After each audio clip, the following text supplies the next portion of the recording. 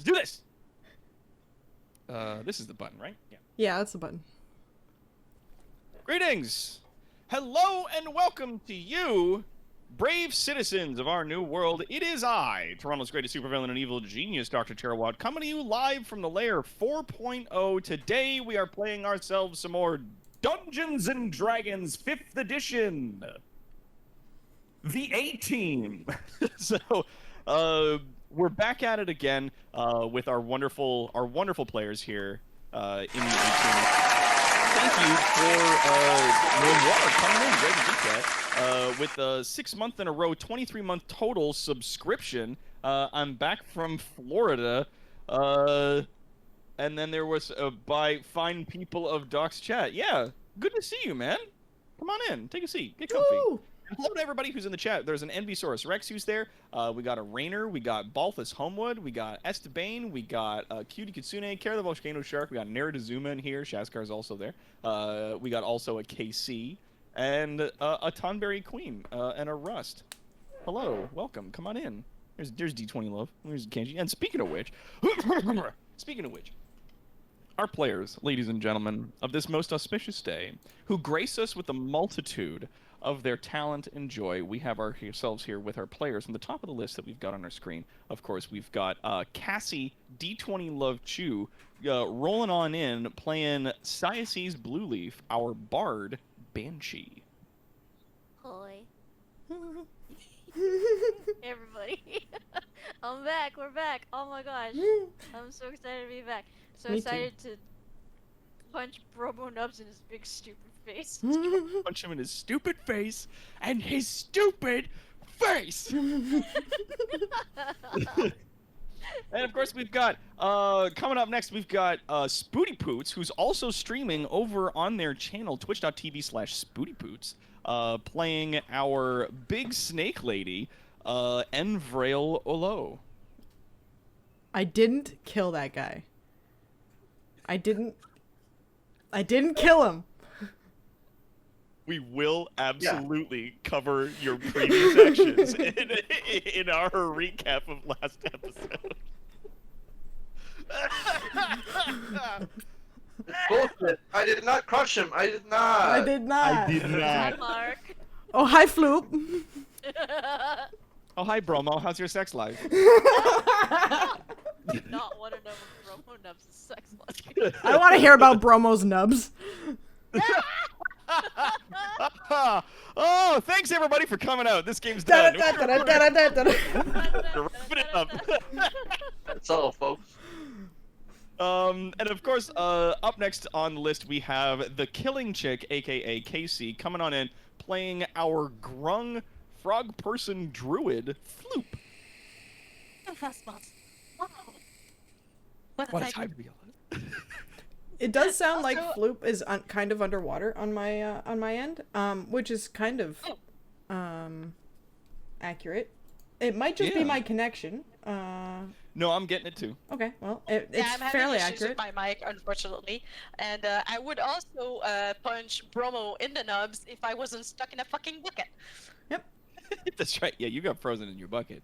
And of course, next up on the list, we've got our good friend Warden coming in playing Keeper, our Thrycreen monk. Greetings. Peace be upon you all. Hell yeah. And last, but certainly not least, we have Shaskar coming in playing Zax, our Goblin Artificer.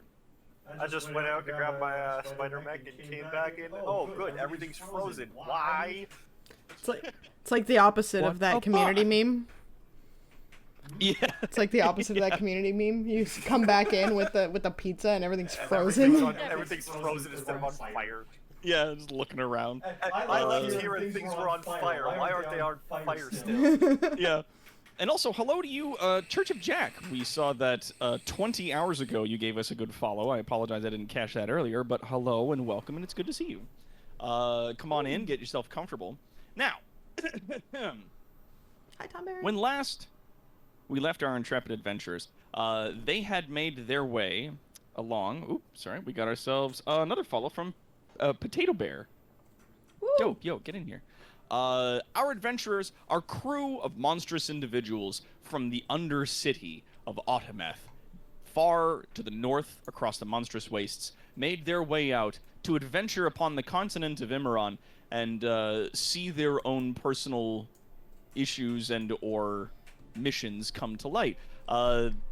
At first, they were going to head towards the Living Mountains, far to the... Hold on, let me pull it up on my map here. There we go. Far to the west, across the water. Not necessarily having a way across the water, they made their way to the shore to find a small orcish fishing village that had still managed to maintain its space within the monstrous wastes there, and found themselves a disgraced dwarven shipwright named Garrick, who joined the party, and then they traveled south through the woods here. Upon coming through the woods, they came across, once again, the self-styled halfling thief king, Bromo Nubs, who attempted once more to assail and rob the party, only to get a whole bunch of his halfling compatriots killed and then disappear into the woods. Though some of the members of the party did have bits and pieces of information as to where their base might be, they moved further east through the forest, tracking him eventually back to his fortress, where they immediately engaged, not only getting through the fields of traps leading up to the base in the middle of the forest, a very Robin Hood-esque sort of settlement, except it's a bunch of halflings. They got through the traps, they engaged in combat, glorious, brutal combat with all of the halflings, until eventually they got to what they found to be a portal underneath a small pond that led to the inner sanctum of Bromo Nubs. Upon which they touched the top of the water, and it froze shut.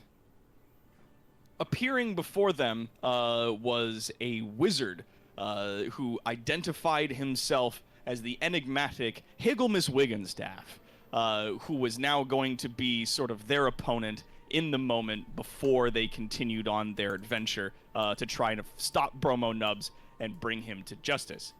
That said, our Grung Druid, who is in their little bucket of water, maintaining their moistness, got frozen in, and shortly before they attempted to get into the water, En, our big snake lady, did in fact interrogate some halflings and nearly killed some of them in the process after promising not to do so, and it appears as though that nobody liked that.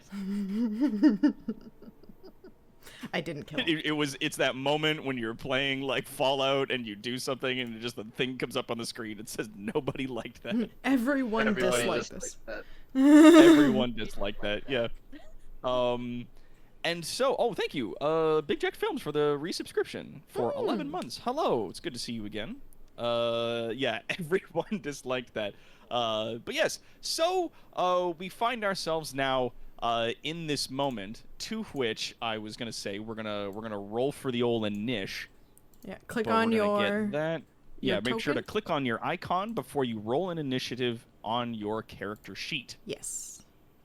It's interesting switching back from Foundry, like using Foundry all the time, to Roll20. Like, Yeah. I'm really good at remembering how mechanics work in things, but even I have like this weird dissociation about it. Now, I'm going to link something just for everybody because it's passive and always on. Good. Yeah. There you go. Or protection. That's right. Whenever you or a friendly creature within 10 feet of you must make a saving throw, they gain a bonus to that saving throw equal to your charisma modifier with a minimum bonus of +1. You must be conscious to grant this bonus. What is that bonus for our players? +3. Plus 3. Excellent. Yeah, so everybody gets +3 while they're within 10 feet of me to your saving throws. I can try to get out of the boat. Mm-hmm. Yep. Oh. Get out of the bucket! Oh, good. Oh. Higgins is fucking going first. Higgle Miss Wiggenstaff. So, Higgins. as you guys are standing there amidst the frozen water and everything, we are gonna get that up and running right there. It's perfect. This is perfect music for yeah. this asshole. We're gonna. Yeah. I'm gonna bring up an image No. for the folks at home I don't- so that they can see the ridiculousness of what this character looks like. I don't. Just up close, because like he's hard to see in his icon, but yeah, he wears a tremendous amount of offensive colors, has a bright pink glowing beard, and is wielding all manner of ridiculous magic. The name Higgle Miss Wiggenstaff is enough for me to want to fucking kill him. Yeah. Like, So no. standing on the Fuck ice, you. he like snaps his fingers, and immediately you see he picks up in speed. Like the air around him immediately shudders, and he starts moving considerably faster. He then, in that moment, and you see that he both did this without speaking, or doing anything but snap his fingers. Got it.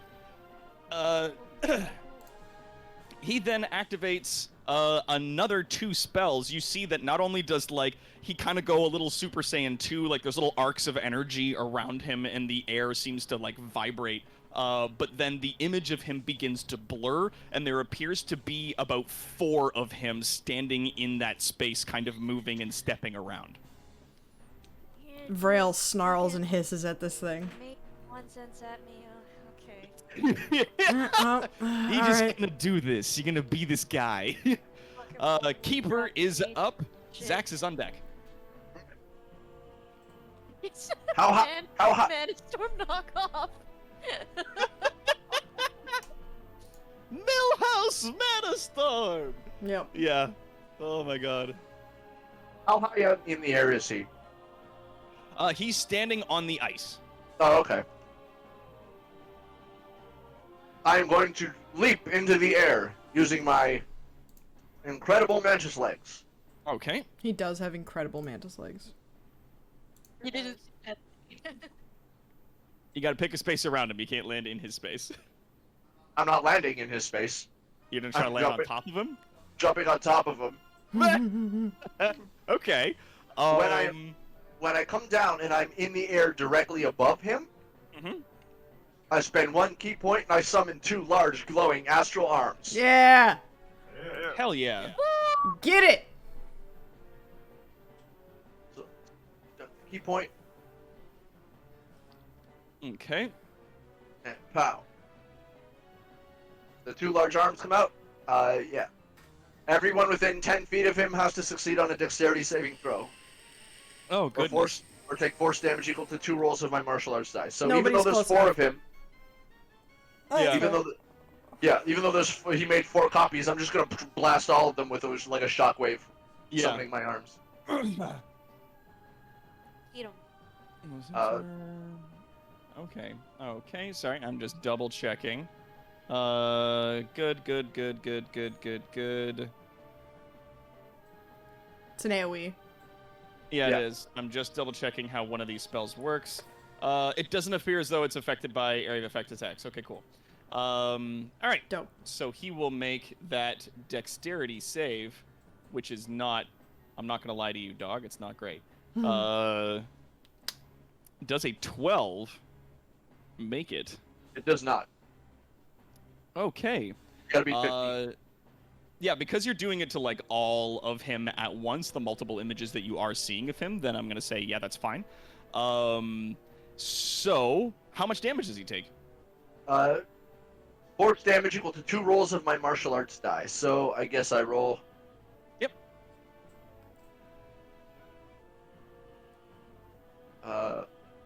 Astral arms. And wait, those are to hit. There we go. 8 and 10 force damage. Nice. So he has to make the dexterity to save, Yeah, and then he just takes the damage if he fails the dex save, right? Like you're not rolling to hit.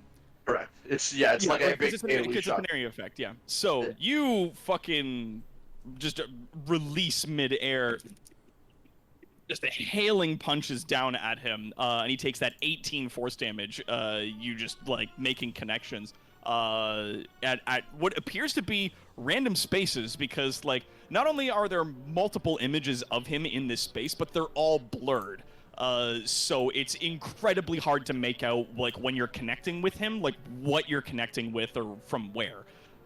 So, but he does still take that damage because it is an area of effect. Now, I'm going to need you to roll me a d8. Okay. And then make a dexterity save. Let's roll 1d8. 3. Okay, so you land. Sorry, he's here. You land here. Okay. And make me a dex save, my man. 30. Oh, beautiful. Hey. Not only do you, like, open up and use the force of punching down at him to, like, keep yourself, you know, in midair above him for, like, a hot second, then you do, like, roll to the side, gracefully landing on the ice, and you're good. Now that was my bonus action. I still have my action. So as I land, I'm going to spin around and launch another, like, big heavy hit. Yeah, roll to hit with disadvantage. 17. Okay, then with that, I'm going to say, now roll yourself just a d20, flat d20. Roll 1d20. 14. 14, okay.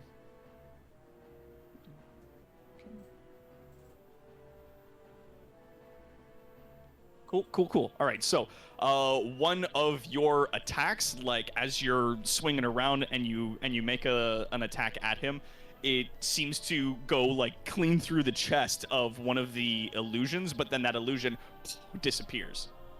Okay. Nice. Then I'm going to use, as the illusion disappears, I will swing around with my second attack. Get him. Make another attack roll with disadvantage. This is it. Unfortunately, with a 10, like, you definitely come in for that next strike, and you, like, your hand passes through a blur, and it doesn't seem to make any effect. Gotcha. Alright. Then I will move here and jump up Okay. onto the roof of this house. Yes, and because your character, because you do have that feature, what is that feat that you have that lets you... The It's mobile a feat? racial. Mobile, that's it. Oh. Yeah. The mobile feat that lets you, like, after you've struck a target, you can move away from them without incurring Provoking an attack an of attack. opportunity, Yeah. Crazy. which is great. Yeah. I will leap up onto the roof and spin around and adopt a Kung Fu Mantis pose. Hell yeah. All right, is that your turn? I Yep, bet you that is my do. turn. All right, Zax, you are up. Floop, you are on deck. Alright, so I'm at this point seeing this from a great distance away, riding Yeah, you're- back on you're my, a ways my down there. spider mount. Yeah. But as soon as I see all of this start going on, I kick my spider mount into higher gear, Maximum overdrive. charge directly back in. Where are you? Oh wow. Yeah, he's a ways down there. Oh yeah, because So you my were having spider a time. mount goes 40 feet to there. Out of Zach's, like, shifting down, like, pedal hits the floor, like, shh. Gas, gas, gas. And It's into maximum overdrive. Maximum overgob. maximum overgob. Let's see, where can I about there. So I'm gonna continue moving with my mount Okay. to there. And from here I'm going to cast, oh no, I need to move a little bit more. A little bit further. Just a little bit more. And There you go. That's good. Yeah, that's good. And I only move 30 feet, so I've got an extra 10 feet of movement. But at this point, I'm going to cast Enlarge Ooh. Enlarge? on Keeper. Oh, shit. Fun. All right. So you cause a creature or an object you can see within range to grow larger or smaller. So he now becomes a large class creature. Yep. So we're gonna go like that. Blam. I heard a woo from the other room. Make my monster grow. All All right, the target size doubles in all dimensions, and its weight is multiplied by 8. This growth increases your size category from medium to large, for example. There is enough room, but you are standing on a roof, so we will talk about that in a second. Until the spell ends, the target also has advantage on strength checks and strength saving throws. This applies... Oh yeah, the target's weapons also grow to match its new size. While the weapons are enlarged, the target's attacks deal an additional 1d4 extra damage, which is awesome. Especially in this case, if you're making a lot of attacks. Yep. You get to really multiply that 1d4. It really works to your favor. Target size is... Oh yeah, if it's reduced, then it has different mechanics. All right, so... you do this, and immediately you see Keeper take effect of the spell, just like suddenly grow to this large size. Keeper, I'm gonna need you to make a dex save for me. As the roof of the halfling hut, oh, you're totally fine. Okay, so you go from standing and doing a cool kung fu pose on the top of a halfling hut to wearing a halfling hut like a dress. It is like the roof is now attached to you. Wonderful. You're just, Is he like grappled by down and the it's now, like, up house? to your waist in house? Fashionable skirt. Zach's kind of like pulls out at his collar a little bit, like, Yeah. and then backs up 10 feet. Awesome. All right, is that your turn? That is my turn. Dope. All right, Floop, you are up. Cyaces is on deck. Floop, you are still frozen in your bucket. Yes, I know. I am thinking. Your hands and feet are still free, though, and your Oh my mouth God. is still above the water. She's a turtle! You are a turtle on your back. You're turtle shelled in this moment, in your bucket. You can still cast, you just can't move Yeah, particularly you can't well. move anywhere. So you're like grappled by your bucket.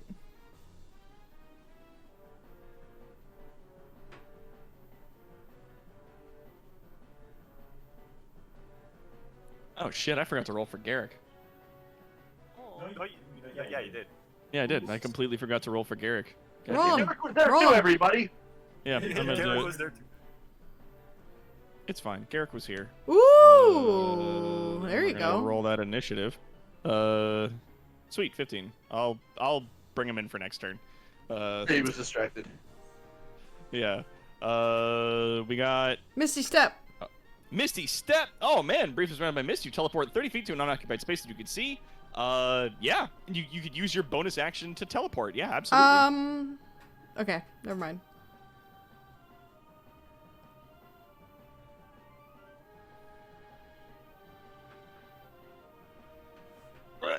Excuse me. I'll put And on. Nick Garrick. No, between Garrick and Vrail. I'm sorry. You wanna go here? Like, oh, to that spot there? That's Yes, still. the halfling that was there did get carried off into the woods, so we can remove that And token from the table. And let me remind you that he was resuscitated, so he was no longer making death saves. That's correct. He right. was stabilized Yeah, by other members of the party. Yep. Quickly in that moment, and then the other halfling picked up his I'm wooden body and retreated into the woods. I'm like getting a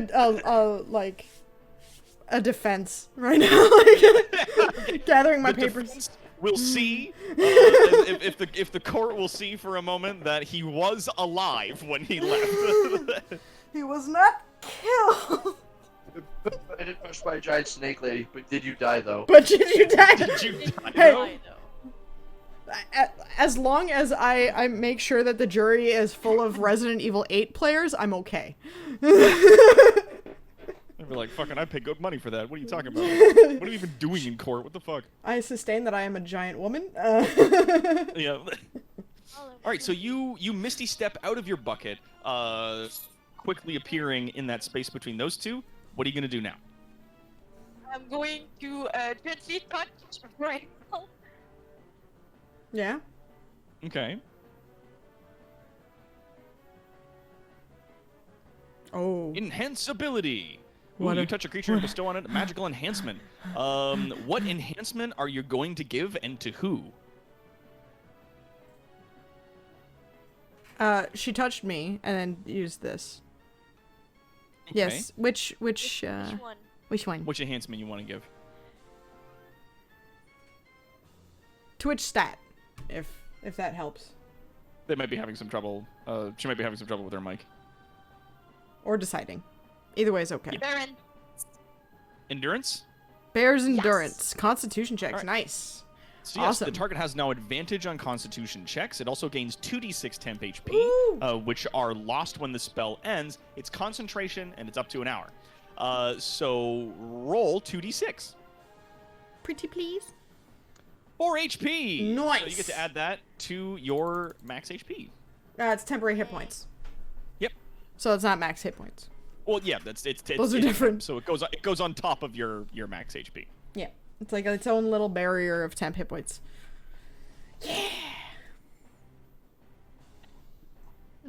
Tato Bear says they volunteered for the jury. Consulting assistant didn't even resuscitate him herself. Who dragged him into the woods, though? I see the ethics are not part of the RP and D&D.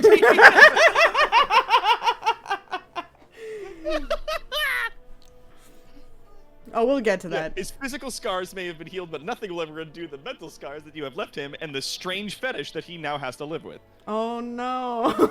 No. Has to. Gets to. Yep. Alright. Ladies and gentlemen, my client. Did not eat all that he could. He could not eat all he could. I oh my regret God. nothing. Yeah, the record will show. Okay, sorry. All right. So is that your turn? Flute? I did my bonus action. I cast the spell, which is an action, and then I can cast another spell, right? Yeah, you have movement left now. Okay. I will stay there for now. Xyces, you are up, and N is next. Okay. Okay. Yeah. Alright. Sorry. I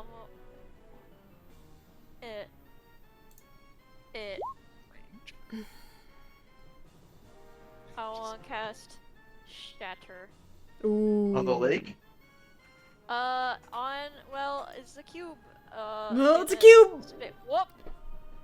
Whoops. Sorry. Whoops. That's next. Here, I'll get Show you. spell I'll get you. description. Whoa! Uh-oh. All right, so Constitution save DC of 15, and they take 14 thunder damage, and I'm guessing half on a successful save. Correct. Ah, there we go. Yeah, there we go. Constitution save. Nope. Feature a ooh. 10-foot radius sphere centered on that point. Ooh. Constitution saving throw. Yeah, creature takes 3d8 thunder. Yeah, or half as much on a failed save, but he's taken all that damage though.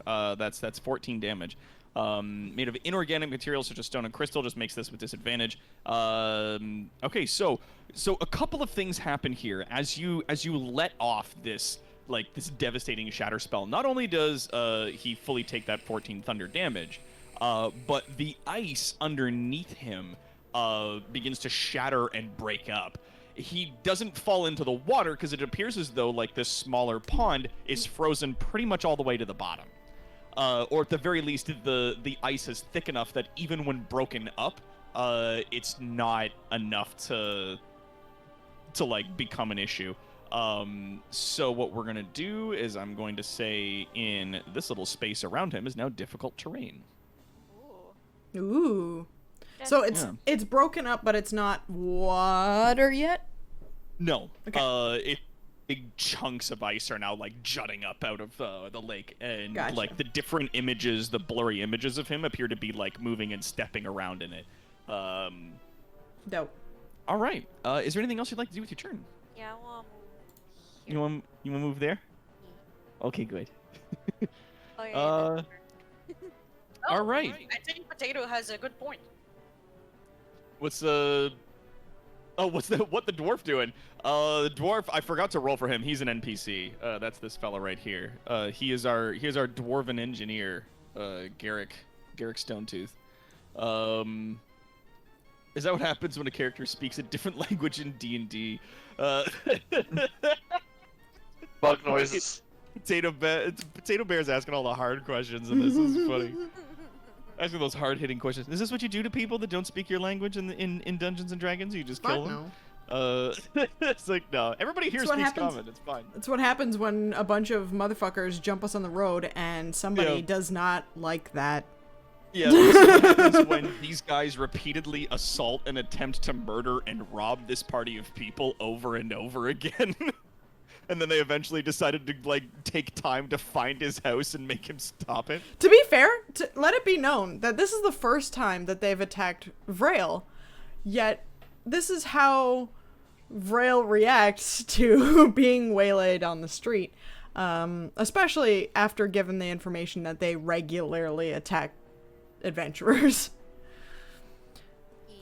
Is it, like, are you going to give Garrick his turn, or just gonna wait until I'm just gonna let him take Alright. it next turn. Okay. Well, I'm sorry, Cyaces, that you backed up still within 10 feet of me because I'm moving forward. It's okay. It's fine. Get it. Yeah. Oh, Yeetle. sorry. Let's see. Okay.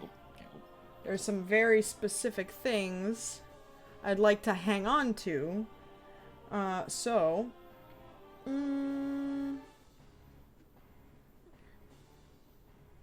Yeah. I'm gonna go up to him, kind of.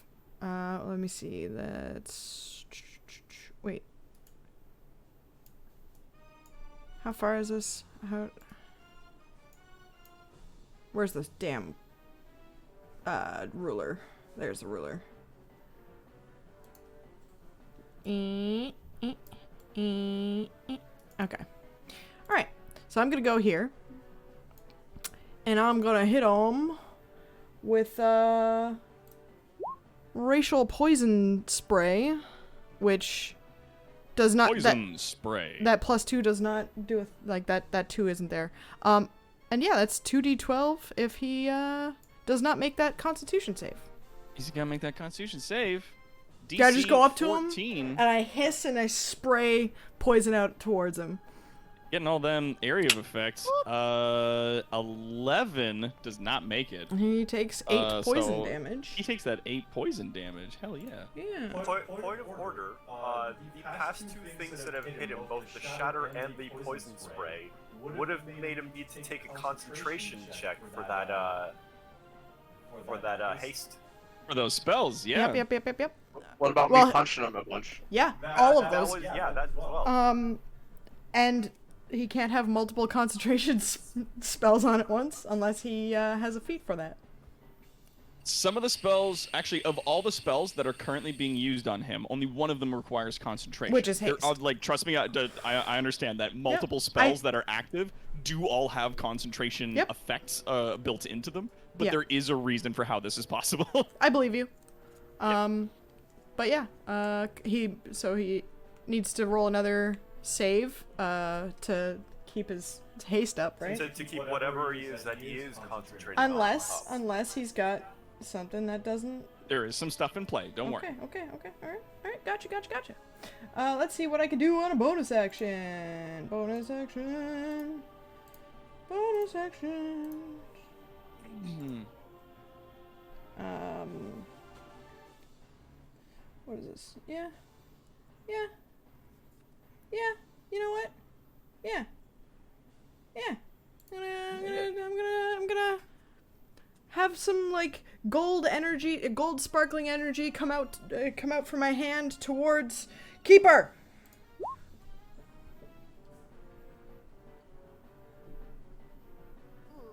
A shimmering field appears and surrounds a creature of your choice within range, granting it a +2 bonus to AC for the duration. Ooh. So like all these golden scales shimmer across his very large body now. Oh, that's rad. So now he's enlarged and +2 to AC. +2 to AC, baby! Mm-hmm. Yeah! Cool. And I'm gonna say that's my turn. Excellent. Alright. So I don't know if just Warden double- heard me. I did hear you. Okay. Perfect. Hoo-ah. Oh yeah, that's right, because it's not that, it's that. Okay, cool. Sorry. And for some reason this is all upside down.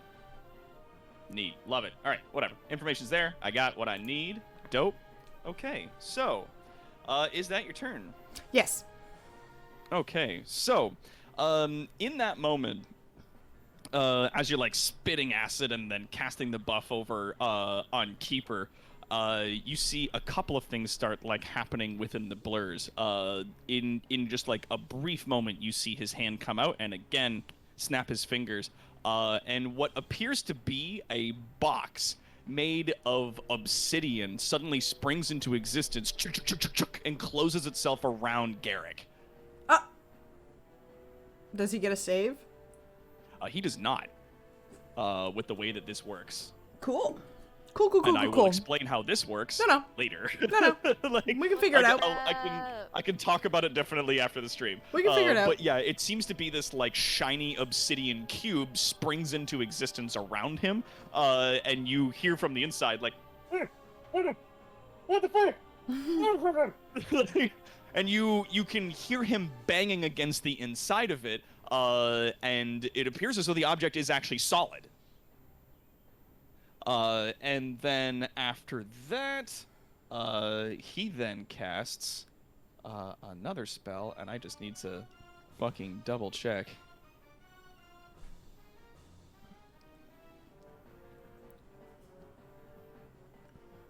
Oh yeah, that is just fucking bonkers. We're gonna not do that right now. Is he Thanks. within melee range of N? No. N N does Large not have creatures reach. not have- No. Large creatures don't have 10-foot range? No. No, not anymore. They Okay. used to, Yep. but that is not the case. Yeah, unless otherwise Um, specified, they don't have reach. That's fair. In that moment, what happens here is, I'm gonna say because you're closest to him, and give me a perception check. I am not closest to him. Oh, to Hegelmus? Yeah. A perception check, or should I just use my passive perception? You may use your passive actually, because that's a 20 still, isn't it? No, it's 18. It's 18, that's right. So, yeah, you know what? I can just tell you this stuff. You see, in and amongst and with all of this shit that's going on, that's going crazy, you see a little gnomish finger come up and boop, just tip the tip of his hat. And your senses are immediately overcome by what appears to be some kind of, like, strangeness. You start to lose sort of sight, like you don't lose complete vision of the area around you, but things blur for a brief moment, and standing just off to your left on the surface of the ice is your brother. Make me a wisdom saving throw. Is this a magical effect? It is indeed a magical effect. Then I have advantage. Yes, you do. Because magic resistance, baby! Wisdom saving throw? Yeah. Sorry. Looks pretty good. That's a Yeah. 20. Ooh, that's very good. You do make that spell save DC. Oh, Let's plus, find out what happens. fucking plus 3 as well. Because of my aura.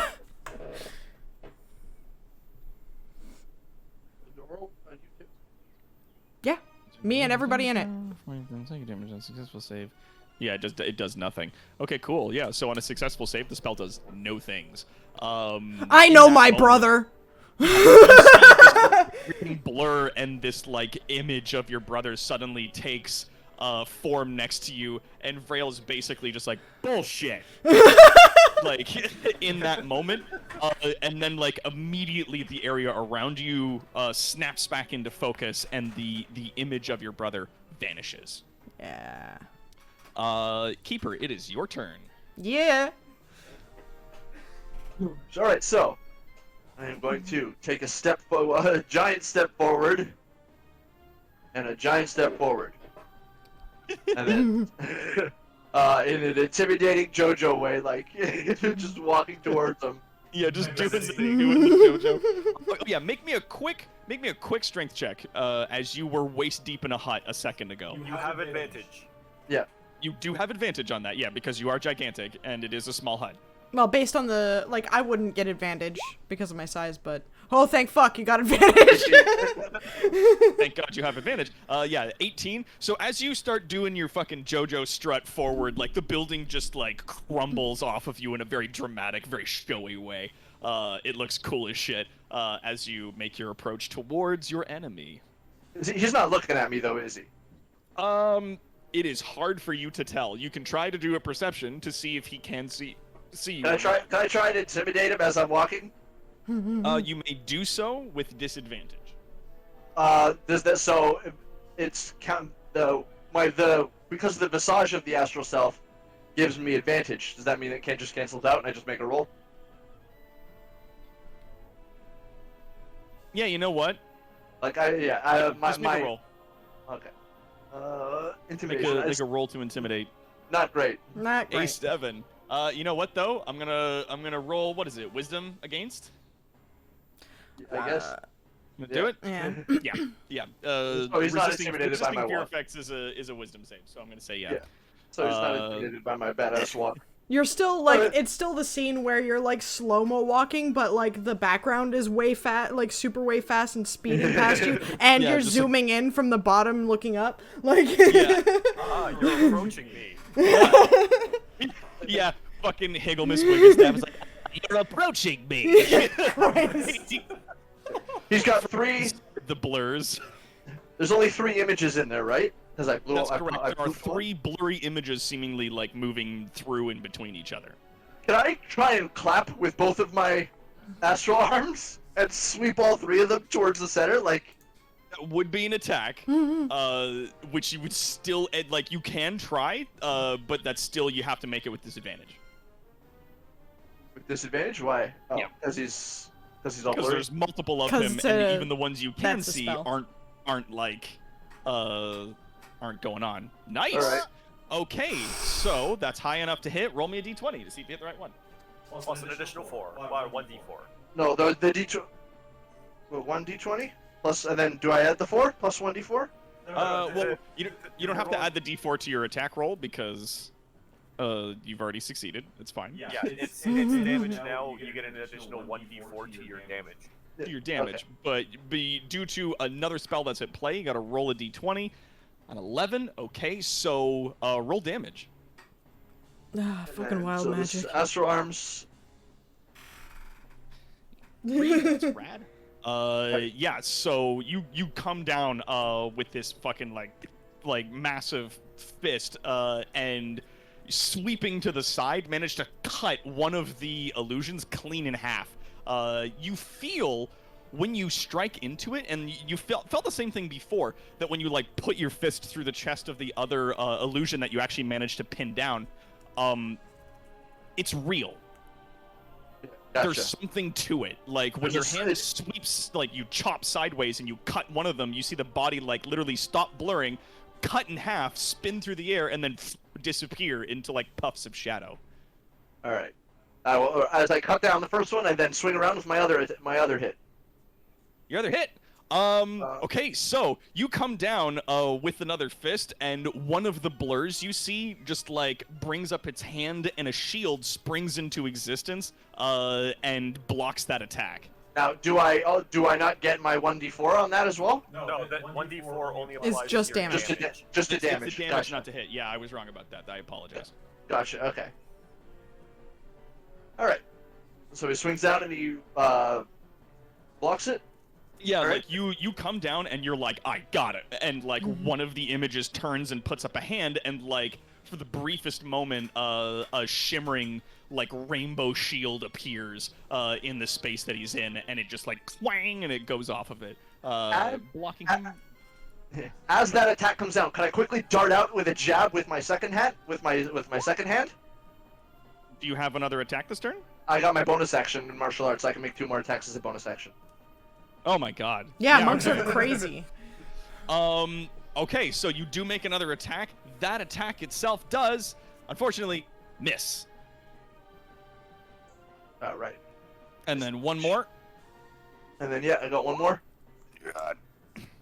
17. 17 does hit. Roll me a d20.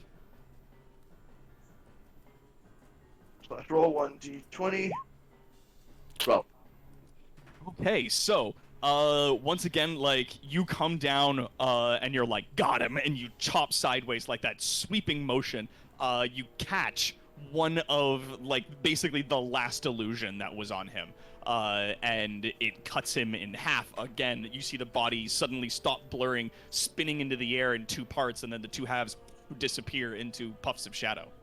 Alright. So I didn't manage to land any hits on the real one, but I managed to cut down all of his But clone. you've burned through a ton of his defense, though. And then there was one. And then there was one, yeah. You still see him there, like arcing energy coming off of him, his image like blurring and shifting and moving super fast, but there's just the one of him now. Alright. Stop buzzing around. I believe that's everything I've got. Yeah, I'll just yell out to my party. Alright, there's only one left. And then I end my turn. All right. At that, it is Garrick. Garrick's turn.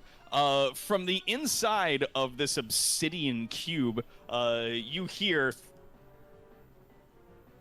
him firing his steam-assisted crank gun all over the inside of it. The cube appears to not be affected. Zax, it is your turn. Floop, you are on deck. Keeps going to the bathroom. Okay, cool.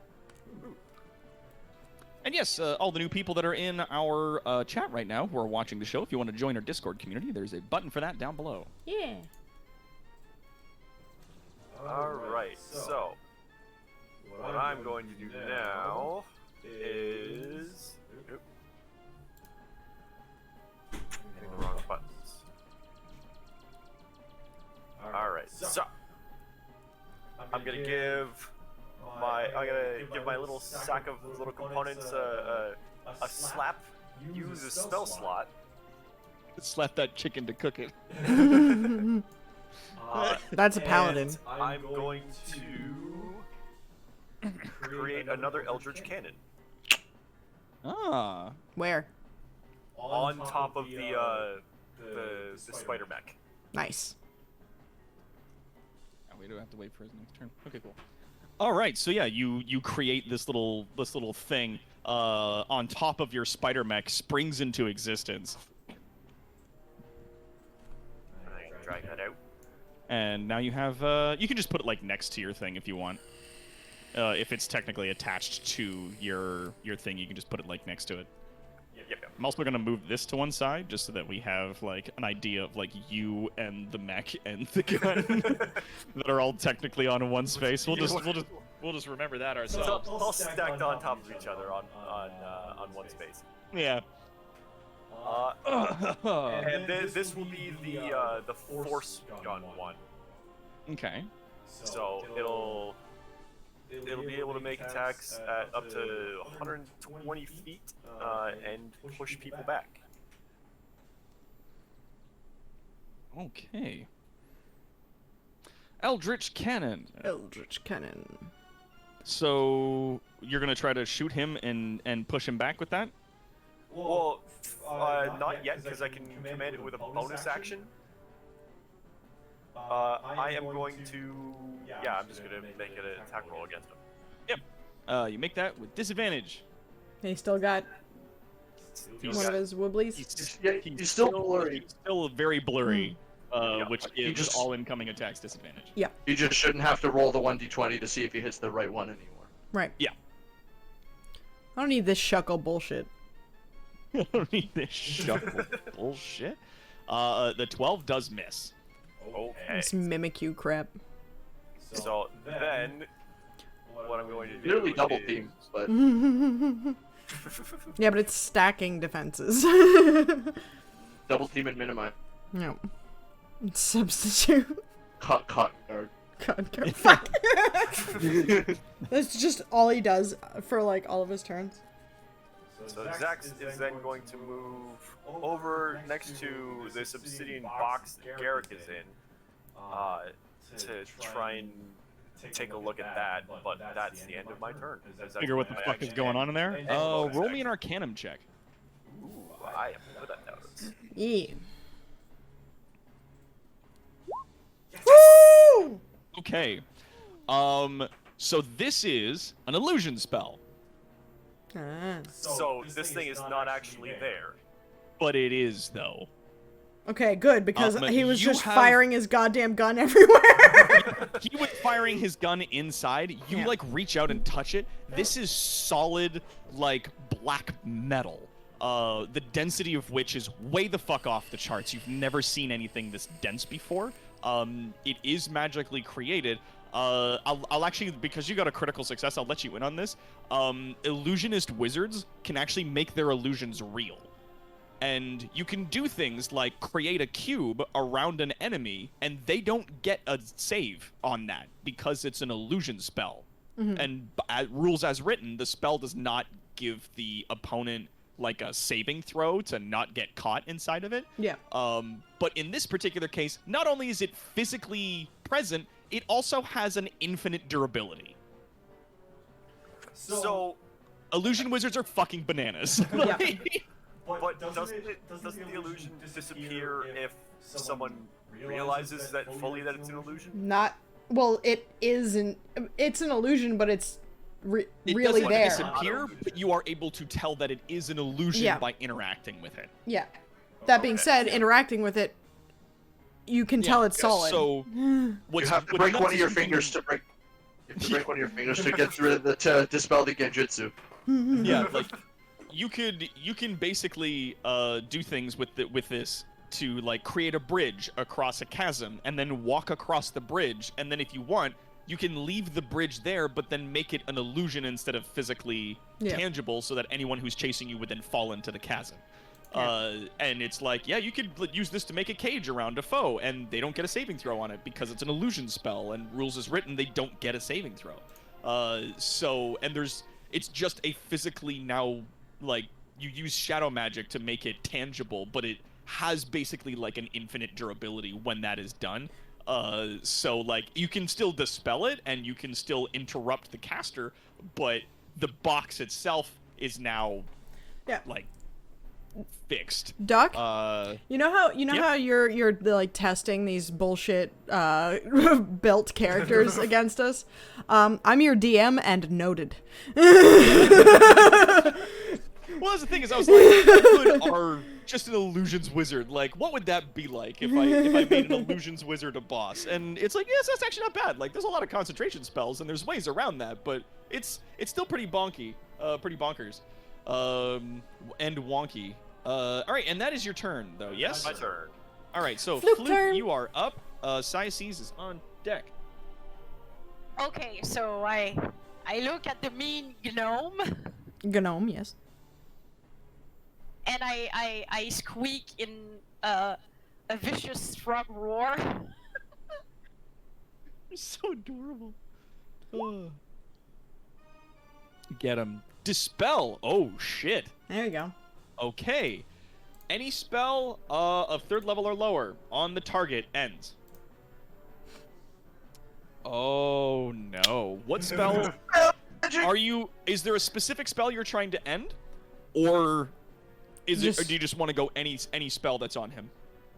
Any spell that is on him. Okay, because there's a few. You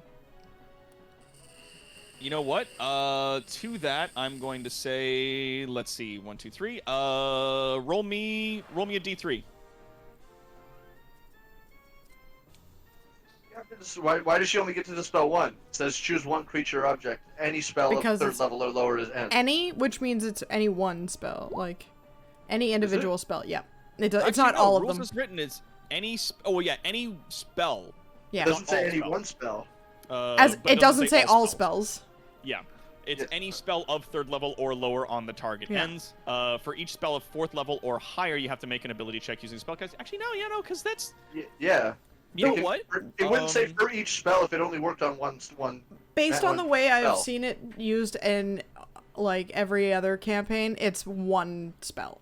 But I'm not the DM here. Yeah, I'm gonna double check this. Every spell 3rd level or lower on the target ends. Yeah. With multiple spells, yeah. Yeah, the spell description has no limit as to the amount of spells that can be dispelled at any given time. Only that they'll all be afflicting the same object or creature. Yeah. Ooh. And that was coming down from them, from the boys on Twitter. Yeah. Yep. All spells? Wizards of the Coast has a particular purpose to break other spells. That has no effect on a vampire's like charm ability or other magical effect that isn't specifically a spell. But it also does nothing to the properties of a magic item. It can, however, end a spell that's cast from a magic item or from another source. But it doesn't like delete the magic item for a minute or whatever. No, Yeah. it just shuts off the magic spell that's coming out of the Yeah. item. Okay, according to the people over at D&D Beyond, it only works on one magical effect. It was just, like, the wording is just, like, it's Yeah. non-specific. But you can choose any spell of 3rd level or lower, or if you're choosing one of 4th level or higher, then you need to, specifically do that thing. Like, you need to make an ability check for it. She rolled a 2. And you got a 2. All right. So that was 1, 2. Okay, cool. So you reach out with your spell, Dispel Magic, and the box surrounding Garrick suddenly disappears, and he's standing there, and you see him go. "Ah!" He's sweating pretty bad. It looks like it got real hot and real stuffy in there super fast. He is a dwarf. Especially with that steam-powered backpack he has. Yep, he has multiple steam-powered implements that he's wearing all at once. He was running out of oxygen very quickly. Just the steam that's just built up He in was the cube cooking. just poofs out. Yeah, Yeah, you it see this, sounds like a- waft of fucking heat like come out that warps the fucking light as it goes. He takes a step forward out of it. It's like All Might, like shifting back, just poof. Yeah, just the fucking like mass of steam as the box just disappears. A wave of sweat pours out. Yeah. So then he's free. You did it. Yay! You And, rescued one dwarf. For now, I cannot do anything because I'm still concentrating and I'm almost out of spells, so I'm just gonna... Yeah, I'm gonna end it here and cheer for Braille. Like, yay, go! Nice. In that moment, It gives me fucking Garrick determination. like fixes his beady dwarven eyes on you standing there next to him, and he gives you like a little nod and says, "I'll remember that." Garrick will remember that. Garrick will remember. The dwarves will remember this. Syaces, you are up, and Vrail is on deck. Okay. I going to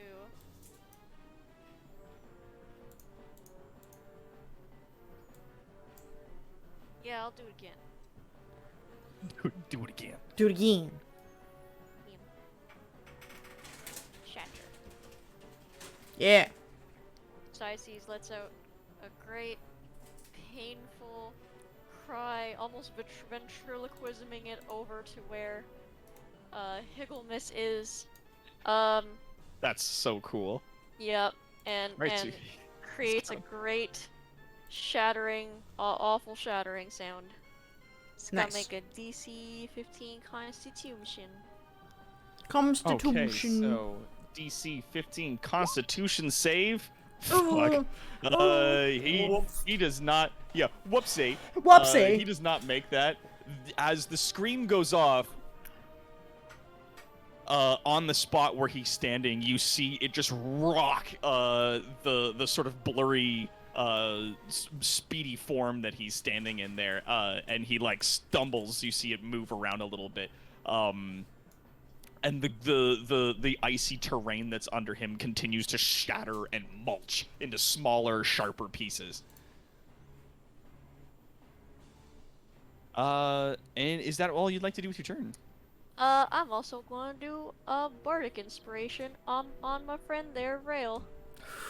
Awesome. What's that do again? There's it- like 30 different kinds of you get it. inspiration. You get a D6 to add to your any roll you want, basically. Inspired. Beautiful. Inspire. I'll keep that. Inspired. Is there a duration on that? Oh, It wait a just second. until Hang I on. use What it? level am I? Wait, no, sorry. That's a D8. You get to roll a Yeah, D8. you get D8 now. Gorgeous. Yeah. Um. Okay. It says, the creature can roll the die and add the number rolled to one ability check, attack roll, or saving throw it makes. The creature can wait until after it rolls the d20 before deciding to use a bardic inspiration die, but must decide before the DM says whether or not the roll succeeds or fails. Awesome. That's dope. Yeah. That's awesome. That's Yeah. awesome. That's my turn. I did it. Yeah. All right. Vrail, you are up. So I just keep this bardic inspiration until I use it. Yeah. Amazing. It lasts for 10 minutes. 10 minutes. Noted. And my ability enhancer lasts for 1 hour or until you don't have any hit points left. Gorgeous. Love it. Excellent. Wow. Nice. Been playing a lot of were Pokemon close. Snap. Birdie You and were putt. close. Thank you. Thank you. Sinuses. I haven't heard you were close because I will have you know I am in like rank 2000 in the world of Pokemon Snap right now. Hell Oh, yeah. amazing. So I don't get those you were closes. I get this diamond picture you got that you took is not better than the diamond picture you took last by like 3 points, and I'm like,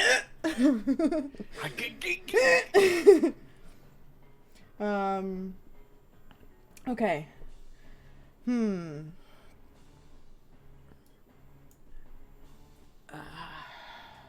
See, I want to use Vicious Mockery against this guy, but I'm trying to think of something scathing to say to him.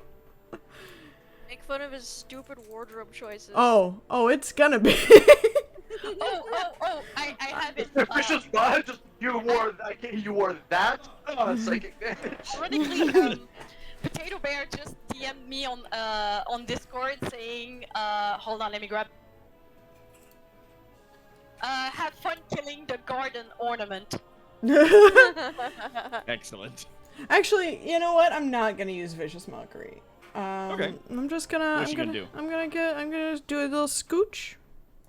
Yep. I'm gonna scooch. And then I'm going to use my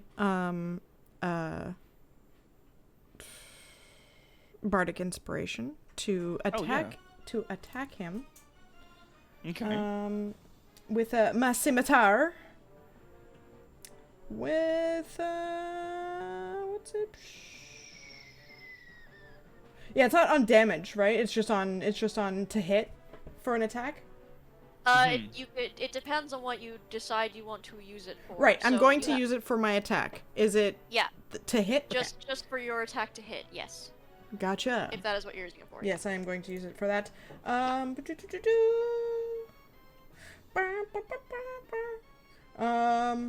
Yeah, let's see. Yeah, that's what I'm gonna do. I'm just gonna hit him. I'm just gonna fucking hit him. Eat him. I'm not going to use my bardic inspiration on that hit. Good call. That is fair. Oh my god. Does a 20 hit him? A 20 does it in fact hit? Roll some damage for me here. All right. I'm gonna roll some damage. That is 7 slashing damage. Mm-hmm. I'm Are going you to. gonna bring it down? No, I'm gonna hit him again. You gonna bring it? No, I'm not. No. Okay. So we'll take the 7 damage. Is he Bromo Nubs? Is he or is he not Bromo Nubs? I am going to hit him So you again, got though. 1 slash in. I'm gonna hit him again. him. I'm gonna get it. I'm gonna get him. I'm gonna get him. You gon' get it. I'm not gonna use my bardic inspiration to hit him again. Cause, yeah, no, I'm not going to use my bardic inspiration for that 18. Unless it's at disadvantage, which is then 15. Am I at disadvantage still? You are at disadvantage, yes. Yeah, fuck it. I'm gonna roll that 1d8 slash roll. Get it. 1d8. Is a 17 hit. 17 does in fact hit. Excellent. And then another scimitar. Bam, another 7 damage. Why did I get that +1 before? That's interesting. It's 1d6 plus your strength. In this case, it was just it was still 1d6 plus your strength. It just showed it differently. Oh, that's weird. I don't like No, that. 2 plus 2 is 4 plus 1. I don't know why it rolled an additional d6. Oh, Oh. it's because one of your attacks critical. So Oh, it okay. So rolled then, one of so your then damage I, die again. so then one less damage. Than Yeah, so he's got an extra HP compared to where Yeah. he was Oh, no. previously. All That's right. okay. I mean, with your perception, you can tell he's looking kind of rough in and amongst the blurs. Yep. Let's see. I don't have any. There's no bonus action spells or abilities that I would like to use right now, so that is my turn. Okay. And I'm right in his face, and it's Higgle Miss Wiggenstaff's turn. And it's Hagel Miss Wiggenstaff's turn. That is correct. So, in that moment, as he is just getting beset on all sides with you guys, let's have a look here. Let's see what this does. And this. Blinded. Okay. I'm just putting that out. Here's Just some like, hey, remember reputation. this? Yeah. I'm just gonna. Hey Hey guys, did you know that Vrail's scary? Scary. Yeah. Comes Oh, he's gonna. that, Yeah. that. Okay. Good. And then there's this, and then there's that. Okay, Yep. cool. So he, good God, and there's just all manner of shit I have to blow for this, but he like brings up his hand facing you, Vrail, very quickly, and goes, "Fear my color spray!" And there is just this like blast. There we go, a little more. What's funny is color spray was going to be a part of my insult against him with my vicious mockery. So let's have a look here. Now, what's interesting is that you don't make a save, which is weird. He is casting an offensive ranged spell in melee distance Yep. of 2 of us. Yes. So there is a two attacks of opportunity. No, I don't they have It's not an disadvantage. attack of opportunity anymore. It's No. if you are making a ranged attack on somebody. So not an area attack or anything like that, but if you make a ranged attack either with like an Eldritch Blast or a crossbow, and someone's within melee range of you, you make that attack with disadvantage. So In this particular case, Color Spray is not a ranged attack, it is a cone that originates from you. I think that counts and for then- spells too. yes, Unless he it has does. a feat It that does, lets, but it is like- not. It is not an But it's attack. not a- It's not It's not a a ranged ranged attack. spell attack. Yeah. It is So- it is an AoE, Yeah. unfortunately. No, in and this also particular fortunately. case- yeah. Okay. Yeah. Fair. 8. Yep. Otherwise, 10, mages would be okay. useless in a melee fight. Well, there's the Warcaster feat that lets you cast without doing that. So It used to. No. It turns out that's no longer the case. Correct. Warcaster allows you to not only cast while you have a sword and shield in hand, so you don't have to have both your hands free, like one or both free, but it also allows you to use spells as reaction attacks if somebody provokes an attack of opportunity from you. And one more thing. You have. So, It also gives you advantage on saving throws for concentrating on spells. Yeah, Warcaster's really good. It just doesn't do that. So yeah, what's this? They 10d10? got rid of this. So it is 10d10 in your direction, which means that it only affects you because you have less than 59 HP. How much is the bonus HP that you have right now? 4. One moment. Yeah. What is the full description of that spell? his rolling. It only affects blank amount of HP worth of creatures. So He's It's just casting the- it at a higher level, so it is 10d10 worth of HP, and it just says starting from the creature with the lowest current HP, which is just you at the angle that he's firing it, Yeah. then any creature that is affected by it is blinded until the next turn. Okay. Oh, Yeah, just blind. uh, Okay, gotcha. Yeah, And, you're just Just blind. and there's no save or anything like that? There is no save. Let's see. Starting the creature, each creature, yeah, affected by the spell is blinded until the end of your next turn, and then you subtract their HP from the maximum, and it moves down. It's like the sleep spell, only it works with blinds, and it's in a cone. Yeah. With Yeah, it's with just- my temp hit points, I have 57. So It is 2 HP short. yeah, and also so like he- yeah. He does get you with that, unfortunately. Oh, for sure. So your character is blinded. Let's see if there's like a little. Let me see. That one might work. That little icon there looks like a little sad eye. Okay, that's just it. Oh. Oh. Oh. And then as I mean, I'll explain that later. But then he turns and then immediately does the same thing, facing towards Keeper. I want to do a thing. Do go on. Cutting words. At 3rd level, you learn to use your wit to distract, confuse, and otherwise sap the confidence and competence of others. When a creature that you can see within 60 feet of you makes an attack roll, an ability check, or a damage roll, you can use your reaction to expend one of your uses of Bardic Inspiration, rolling a Bardic Inspiration die and subtracting the number rolled from the creature's roll. So does this count technically as an attack roll? It does not. No. It is a spell. Okay, An attack so... roll would be like swinging to hit or shooting an arrow to hit. Or Okay, or a ranged so- spell attack, Or a ranged spell attack. like yeah. Eldritch Okay. like Eldritch Blast or something. Okay, so that Zam. doesn't count. Okay, never No. mind then. Then you don't use your reaction to do that. I do not. I cannot use my Yeah, reaction. and just because you didn't know that, maybe Cyaces did. Yeah. Now here's the thing. As you are already getting, like, all blinded does is it gives you disadvantage on attacks. Like, Yeah. mechanically in combat, it just gives you disadvantage. In this particular case, he's blasted 2 of these spells out, in just to blind the 2 people that are closest to him, and then that's it. That's all he's got in terms of these particular things. It doesn't make it any harder or less hard for you guys to hit him in this moment, but if he loses his one spell that is giving him this, then he'll be good. Yeah. DM question. Yes. I was under the impression that you couldn't cast 2 different spells in the same turn unless one of them was a cantrip. There are a couple of things that will allow this to happen. One, if you are under the effects of the haste spell, Okay. gonna you say- get 2 Haste- actions per turn. Actually, but the haste spell specifies that the second action can only be from a limited list. Yep. Yep. That action can only be used to take the attack, one weapon attack only, dash, disengage, hide, or use an object action. Haste does not let you cast an extra spell in your turn. Oh, that's baloney. No way. You can Right use a from the cantrip. description. It says it directly from this. It does. Yeah. Yeah.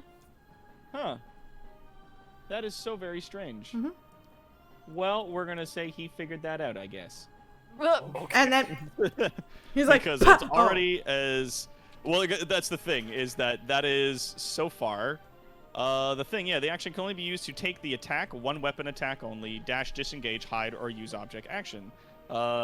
Interesting. Now, I know this hurts us as a party, and me as well. I am willing to let him keep that spell slot because he'd know how haste works. Yeah. Yep. You know? Am I still blinded though? No, I would be, because he did me first. Yeah. Yes, you would be, but is It- keeper. Yeah, if it didn't happen, then Keeper shouldn't be. Oh, cool. Okay. Yes, you could cast additional spells, but it would have to take up the bonus action, the additional bonus action. Now, here's a question. What about the rule about not being able to cast 2 spells in one turn? You can use 2 actions, and it'd be a spell and a cantrip, but not 2 Yes, spells. that was one spell. Because There are that's a lot of rule about people that magic. are talking about that. Yeah, that you can only ever cast 1 spell a turn, no matter what. Yeah, Unless the other one is a cantrip and is using an action. right. Nope. Even then.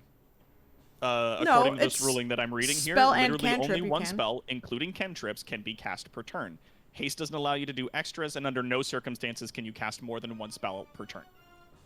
Holy shit, I had no idea. A cantrip isn't a spell. It counts I according didn't know to about this that. ruling. Holy shit. I didn't know about that. I just knew about haste. Yeah. That's what you Unless you use like meta magic as a sorcerer, you are limited to 1 spell per turn, no matter what. Well, yeah, that's what I mean. With the metamatic spell to quicken spell to make Yeah. a bonus That action, allows you to do 2 It spells. allows you to use a spell and a cantrip, as long as the spell is used as the bonus action and the cantrip is used as the action. Spell was also a cantrip. From what I'm reading here on D&D Beyond, they're saying that no, that's not the case. That even if you use, like, say, Quicken spell to turn a regular spell into a bonus action, or even just cast a bonus action spell, and then use your standard action to attempt to cast a different spell, the ruling is still no. You only get 1 spell a turn. Right. But cantrips aren't no spells. matter what. It does count according to the ruling that they're here. They say in brackets, including cantrips, can only be cast per turn. I've only never, one. I've never heard that. Yeah, that seems a little I've fucking always bizarre to ever me. seen that Yeah, like you can this is- cast a Oh. spell and a cantrip in your turn as long as it was an action and a bonus action. Yeah. The ruling for this is typically because spells are so powerful For sure. in 5th edition, magic is ridiculous, that they're like, under no circumstances can you bend or break the rules in any way, shape, or form to cast more than 1 spell at a time. The only thing that appears to get around this is the spell Time Stop, which is a 9th level spell. Because that stops gives you time. multiple turns Yeah, at a time. that's different because that's not in a turn. That's multiple turns. It's 1d4 plus 1 additional turns that Yeah. you just get to take in a row. Yeah. But Interesting. All right. Fine. That's fucking bananas. I had no idea. Yeah, because there's people that are even in the comments being like, well, what if I use like this to, you well, know? then also, I like- don't have that advantage on Constitution saves, and I don't have my temporary hit points.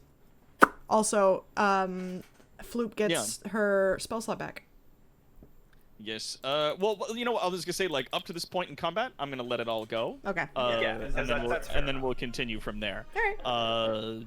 But okay, so right, now now we know. now we know. So the big question: am I blinded? No. No, you're not. That does not take effect. That spell does not take effect, and that is in fact the end of his turn. And now it's Keeper, Keeper's turn. Does he still spin around and raise his hand out to hit me with color spray? No. Not No? if he got his spell slot back. Right, but he could like he could have just ran out of time, you know, in his turn, spun around to cast color spray, and then my turn. Now you have to stop and wait. Or he turned around to color spray and he gets punched in the face. Yeah, and he gets punched. Yeah, because that's exactly what's happening now. If he spins around to color spray me, Punched in the face.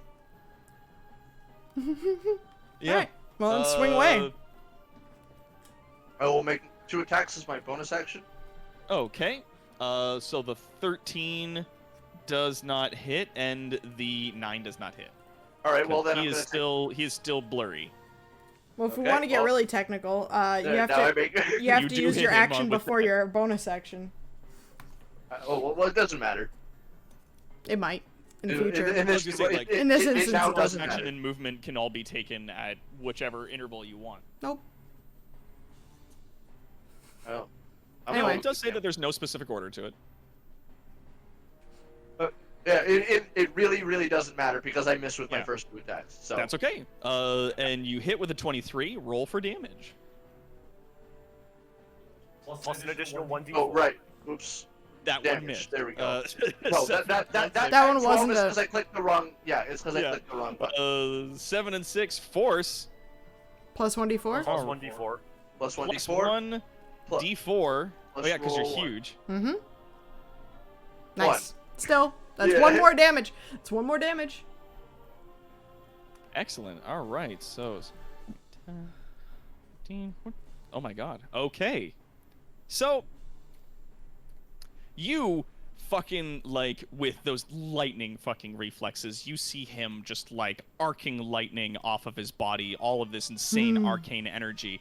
In that moment, you're fucking like, you get in there all instinct. In this moment, you are all animal, and you come down with like 2 shots, miss, and then you're like, got him, and you come in with your 3rd fist and you clock him right in the fucking face, just like You win.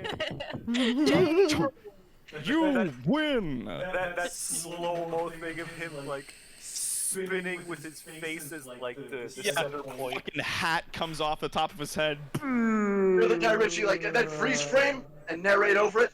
Yeah. 'Cause at this It point, was I a realized I was in over my head.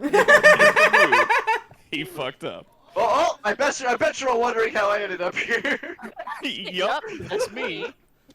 I bet you're all wondering how I got here. Oh my god. Alright, so I just gotta find that music. Where did I put it? God, it's always like the least where I'd least expect it. Or I moved it somewhere because for some reason it's not there. It's... Oh. No, I also want to moved specify that it. I'm aiming to do non-lethal damage, Oh, alright. just in case. I'm not trying to kill this guy. Okay, so you are specifying that that was non-lethal. Non-lethal damage. As you So were he's still coming knocked in. out. Okay. As you catch him in the jaw though, and he spins around, falling to one side, and his hat sort of like tumbling off of his head, there is an unfortunate situation that takes place. Uh-oh.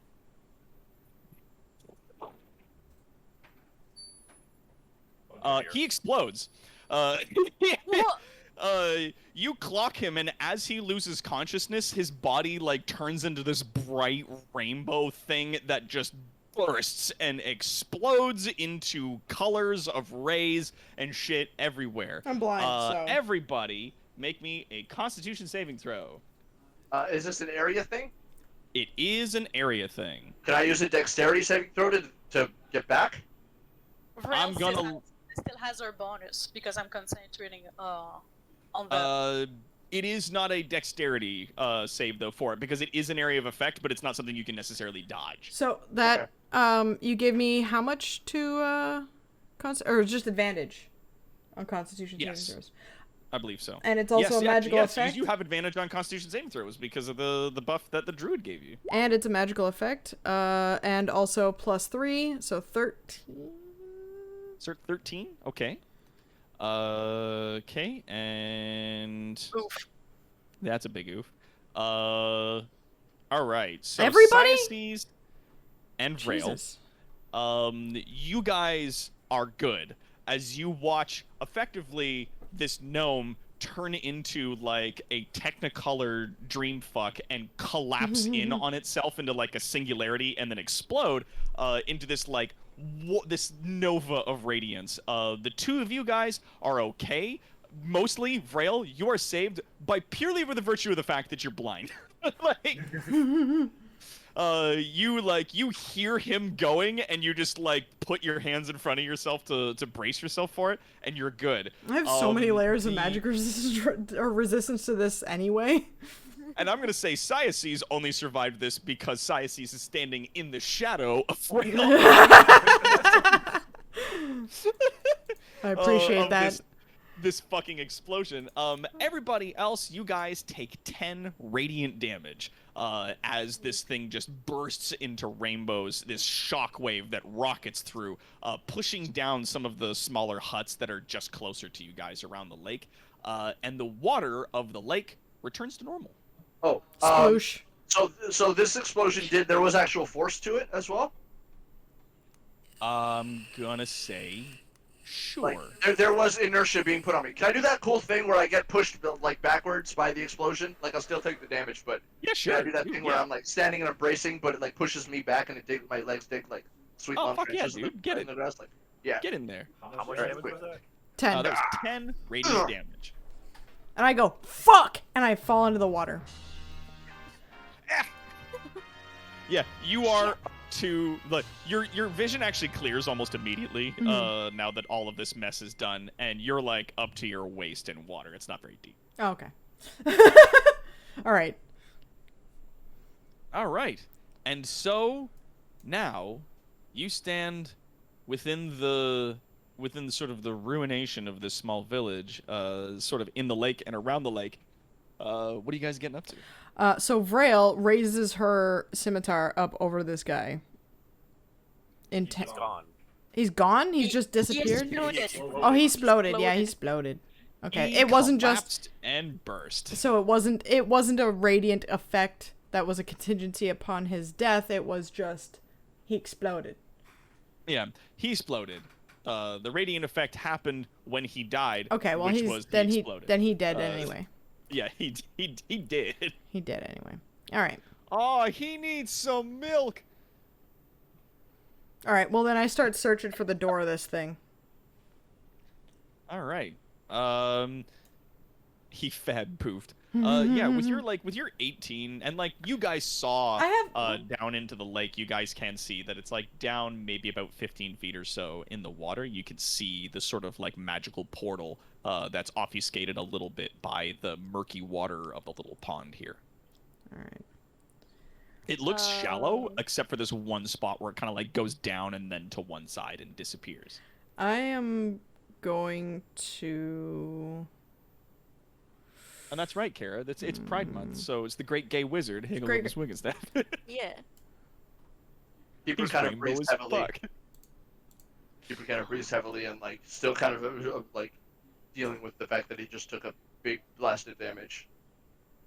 Ugh. Oh yeah, that's Garrick. I Garrick's s- gonna take that damage. Fuck. Yeah, I scoot over and I hold my breath, and then I put my head through the portal. Saices do not need to breathe, so Saices is also going to go. Yeah. I'm going to leap over. I'm going to use my enlarged form, and I'm going to leap here Before and come the down with a spell sweet goes away. superhero landing, and then before the spell wears off. Nice. That's awesome. How long does enlarge last for? 1 minute. 1 minute. Concentration, 1 minute. We'll say that thematically, you leap over in this giant form, landing on the ground like super hard in front, where they are, and then you shrink down to size. Perfect. And as I shrink down to size, my astral arms also dissipate. All right. Looking down and peeking through, you can see that the other side of the portal doesn't seem to take on any of the water. Like, the water doesn't seem to be flowing in, but your head does come out into a dry room that is filled with equipment. Oh, I have a very important question. Sorry. Does the water in Floop's bucket also unthaw or thaw? It does. Well, what? It does thaw. Dope. Yeah. So keeper as he lands, he looks down to check on Floop and sees that the water did. So Floop is free. Wonderful. Floop was free a while ago. She was not in her bucket for that whole fight because she misty stepped out of it. And the bucket didn't misty step with it? Oh, No. All right. No. Never Well, mind. that was the point. Forget all that. You still check on Floop.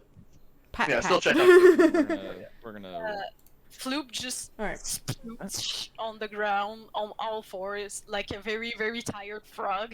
She looks drained.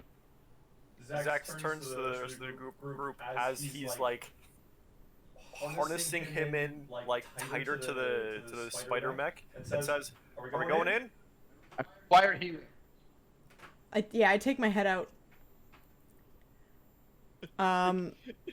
This is how very Genji of you. Exactly. Thank you. Somebody does. It's so I relevant. require healing. Ugh. Yeah, he's all over the fucking map, and then suddenly, hey, why aren't you healing me?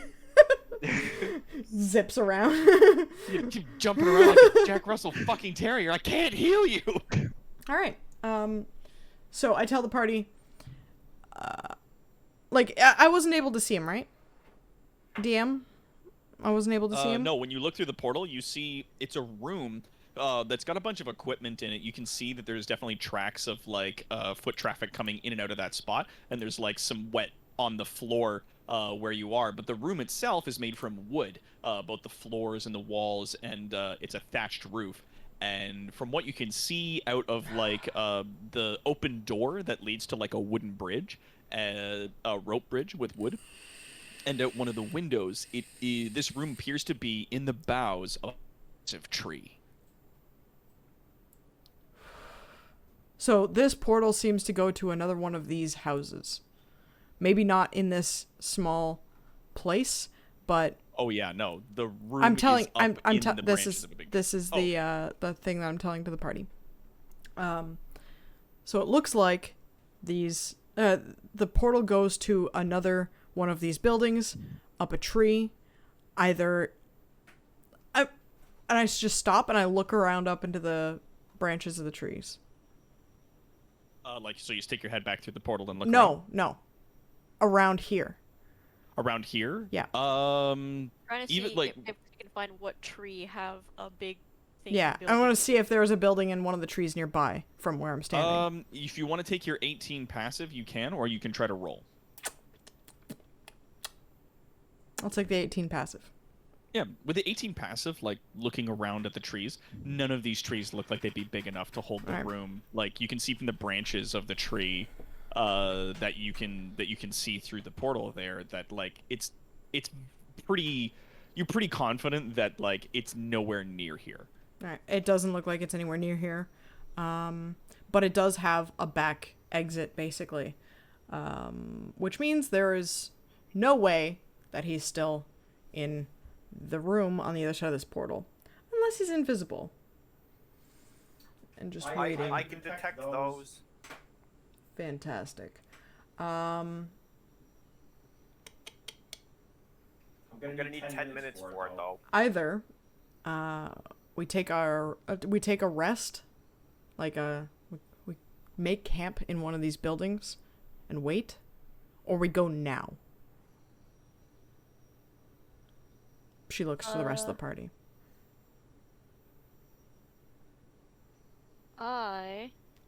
I'm just gonna put out there that I have literally only 2 spell slots left. I have I am- one left.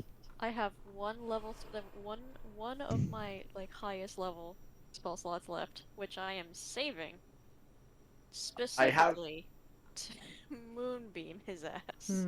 But the other one is a level 1 spell slot.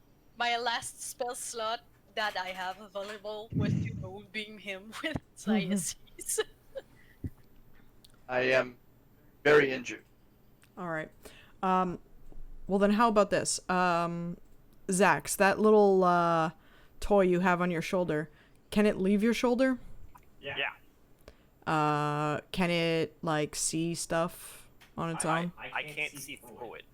Oh, so it's not like a regular familiar? Oh, hold on. Wait. I gotta look at this for a second. Let's see. I gotta look up my homunculus familiar.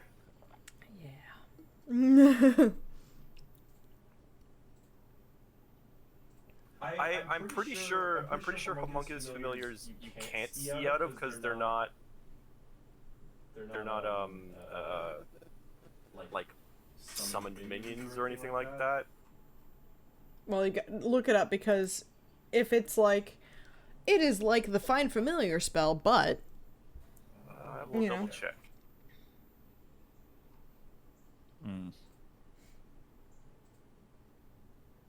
I apologize. I did not have this up right at the beginning. that's fair. If people want to check out some very strange art that's in the artsy stuff section of our Discord, feel free to go look that up. Strange, you say. And just because I've said art, it's now a new goal. Is it? Where is it? Requested ship. It is a requested ship. It is the frog making out with the dwarf. Wow. Okay, so reading out homunculus servant, you determine homunculus appearance. Homunculus is friendly to you and your companions, and it obeys your commands. See this creature's 10 game out of 10. statistics. In combat, homunculus shares your initiative count, but it takes its turn immediately after yours. Yeah, it doesn't look like it uses the Find Familiar one or anything like that, Alright. so I can't see through it.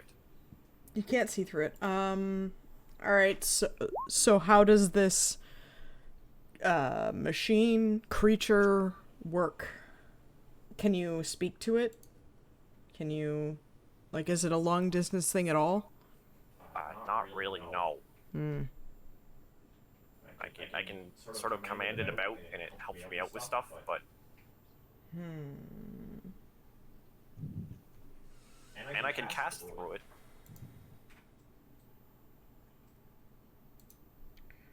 Well, The ship between Garrick and Floop is now officially called Goop. Goop. Oh no. It's the best. Oh no! No. All right. Well, Just to keep you up to date with the chat. my idea was that I go into that room on the other side of this portal. I barricade the door with my body, and we all take a nap, so that we can replenish our skills and whatnot. I am not that exhausted of abilities, and I am uninjured entirely. So I am confident in my ability to be there alone, though if someone had a familiar, it would be easier to tell that I was in danger if I were attacked.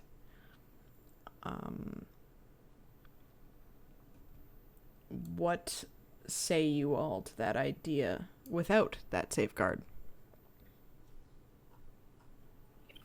Floop is already deflated and sleeping on the ground. I mean, that's fair. I'm fine, like, coming in there with you. I mean, I've got Right. me and this here, and he has his spider mech. Is there anything that you have that can notify the rest of the group that we are under attack? Actually, my familiar can, but just not telepathically. I can, like, just stick him by the door, and then, like, if he sees, well, if it sees that something's happening with you, it can come back up and tap and, like, poke at me. All right, fine. Give it to me. I mean, I reach out for it. Zax doesn't, like, hand it to her. He just sort of shrugs his shoulders, and it flies off of him, like the mount that actually connects to his back just sort of like spins softly, almost like a helicopter, but really much slower than it would be, and hovers over to Rail. All right. Before it like lands on my head or my hood or shoulder or whatever, I just like hold out my arm, kind of. And it grabs your arm with its hand, and then just sort of like maneuvers itself to like rest the mounting part on your arm. All right. I'll be on the other side for the next 8 hours. You listen to her, and if anything happens, come back and tell us. Is it? It gives a thumbs up. All right. Great. And I take a big Awesome. deep breath and go back under, and I go fully into the other room Okay, and you're the only person who's going through, yeah? with his familiar. With With his Zax's familiar, yeah. Okay. So with that, we will move you to the next area. I'm just gonna get in here. Boop, there you are. And I'm gonna just move the little thing here so that people at home can see what's going on. So where you are in this room, sort of standing on top of this shield sigil in the middle, it appears as though this space kind of next to you is where the portal originates. And all around the room you see a collection of weapons and armor. There's arrows and crossbows, daggers, maces, and a number of small chests in here. There is an opening on this side where you see there's two like glowing braziers that don't seem to have like any fire in them, but they just like give off a light.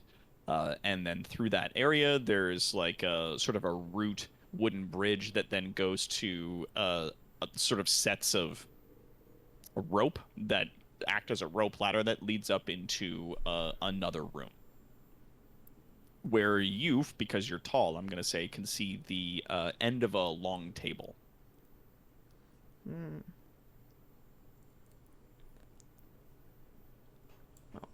I will check for traps. Yeah, roll me perception. Perception? Yeah, because I'm actively looking. Yep.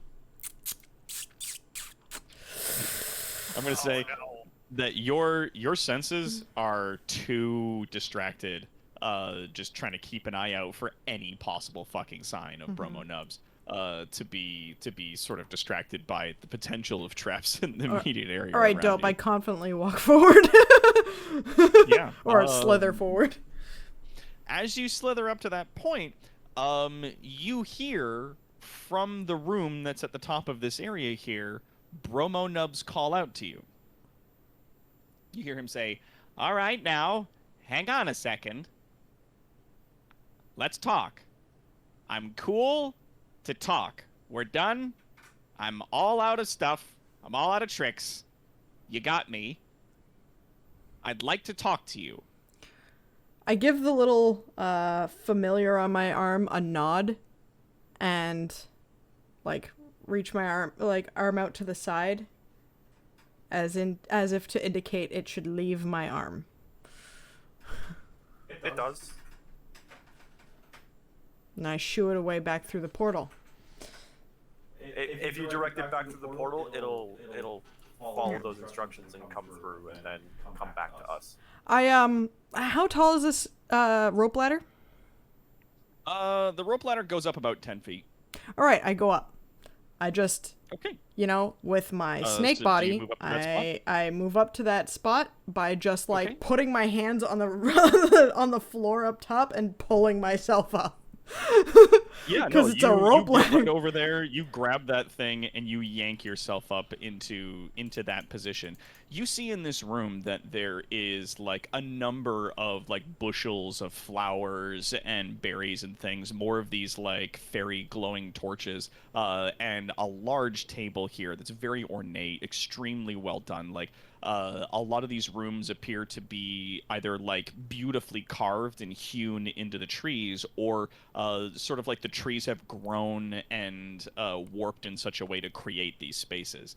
And at the head of the table, you see Bromo Nub sitting there. He's unarmed, and he waves at you as you come in and goes, "I don't know if any of our seats here are going to be large enough to accommodate you, but feel free to relax, make yourself comfortable. I promise you, I'm not up to anything. I am all out of tricks." he just puts his hands in the air. Doubt. With 30-foot movement, would my familiar come back at this point? Oh yeah, like the second it comes back through the portal, you see it like trot up out of the water towards you. All right. As soon as it comes out, I'll say, "We should go. We should go. We should go now. We should go now." All right. Keeper leaps into the air and does this. Can I make a dexterity or performance to do a dive? I'm just gonna let you do that. To do a leaping, like That's leaping, just- spinning. It's just cool. I'm gonna. Let Rule of cool. Zax will have the homunculus servant fly up and reattach to him, and then leave the entire spider mount with him and his turret on it into the water so that they can sink to the bottom and go through the portal. All right. Do you bring the mount with you? Oh yeah. There's a double E there for some reason. Okay, cool. So yeah, the mount comes through as well. You guys all pile into that room. If you want, I'm gonna say that you can join the conversation. As you do see Vrail, sort of at the slithering around. top end of that thing. Like Vrail is very visible as a bright golden snake in like a glowing green forest. See, I'd like so, to be like pace around to this side. yeah. As you like eyes fixed, I imagine, Oh, yeah. stalking him, move around to that Not- position. Not as actively menacing, but like menacing. Definitely menacing. Yeah. If I may, Keeper will jump up, just hop up because it's only 10 feet. He can leap up to. Yeah. Yeah. If you guys want, you can move into the room and position yourselves. Garrick positions himself just here. Zax will walk the spider mech entirely inside. You want to walk the spider mech up there? Oh yeah. It's a it's spider, got- so it can climb. It's got a climbing speed. Yeah. And yeah, you guys can move yourselves up into the room. I'll let you guys move yourselves into position. And because I've got still an hour, like a full hour worth on this particular turret, the turn's gonna like scuttle off of the spider mount onto the table and position itself directly in front of Nubs, pointed directly Yeah. at it. As both that is happening and Keeper's moving up to the side of him, he has his hands up and he's just like, "Whoa, it's okay, it's all right. I'm not going anywhere. Don't worry, you got me." Just one professional to obviously some others. I wanted to say, well done, congratulations. If you will offer me this opportunity to talk with you, then I will let you have the treasure that we have collected here. I'm going to at least reach out and put my hand, like to put one of my hands on Romo Nubs' shoulders, just to keep him seated, just like, not in a threatening way, but like, yeah, I'm right here, buddy. And making sure that he's actually there. Yeah. As you reach out and go to put your hand on his shoulder, your hand does pass through him. Yeah. Oh, another Yes, trick. it does. And he goes, "Well, obviously I'm not here." He's like, looks around at you guys. He goes, "This is the end of our operation. This is it. You guys have got it. There's no more tricks beyond me and this place here." Then there is nothing keeping us from just taking everything that's here anyway. There is no Not negotiation. necessarily true. There is, well, I don't know. Any wizards in the group? Yes. Zax raises his hand. Do you know what happens when a portable hole gets inserted inside of a bag of holding? Same thing that happens to everything else. Oh, he's gonna post that question to Zach, so you guys know what happens when that happens. I do. Yes. He goes, "Yeah, that's a little contingency that we have on the room that keeps all of our treasures that we've been collecting over the years, which I would like to offer to you in exchange for short conversation." This is just to get you further away. Very clearly. I'm already highest not use. here. He like shrugs and like moves his hands a little bit. He's just like, "But I promise you, this is the last you'll see of me." That Just a we'll see. professional courtesy. That we will see of you. Keeper looks to Cyaces. She's, after all, she's the one that has the most experience with Romo.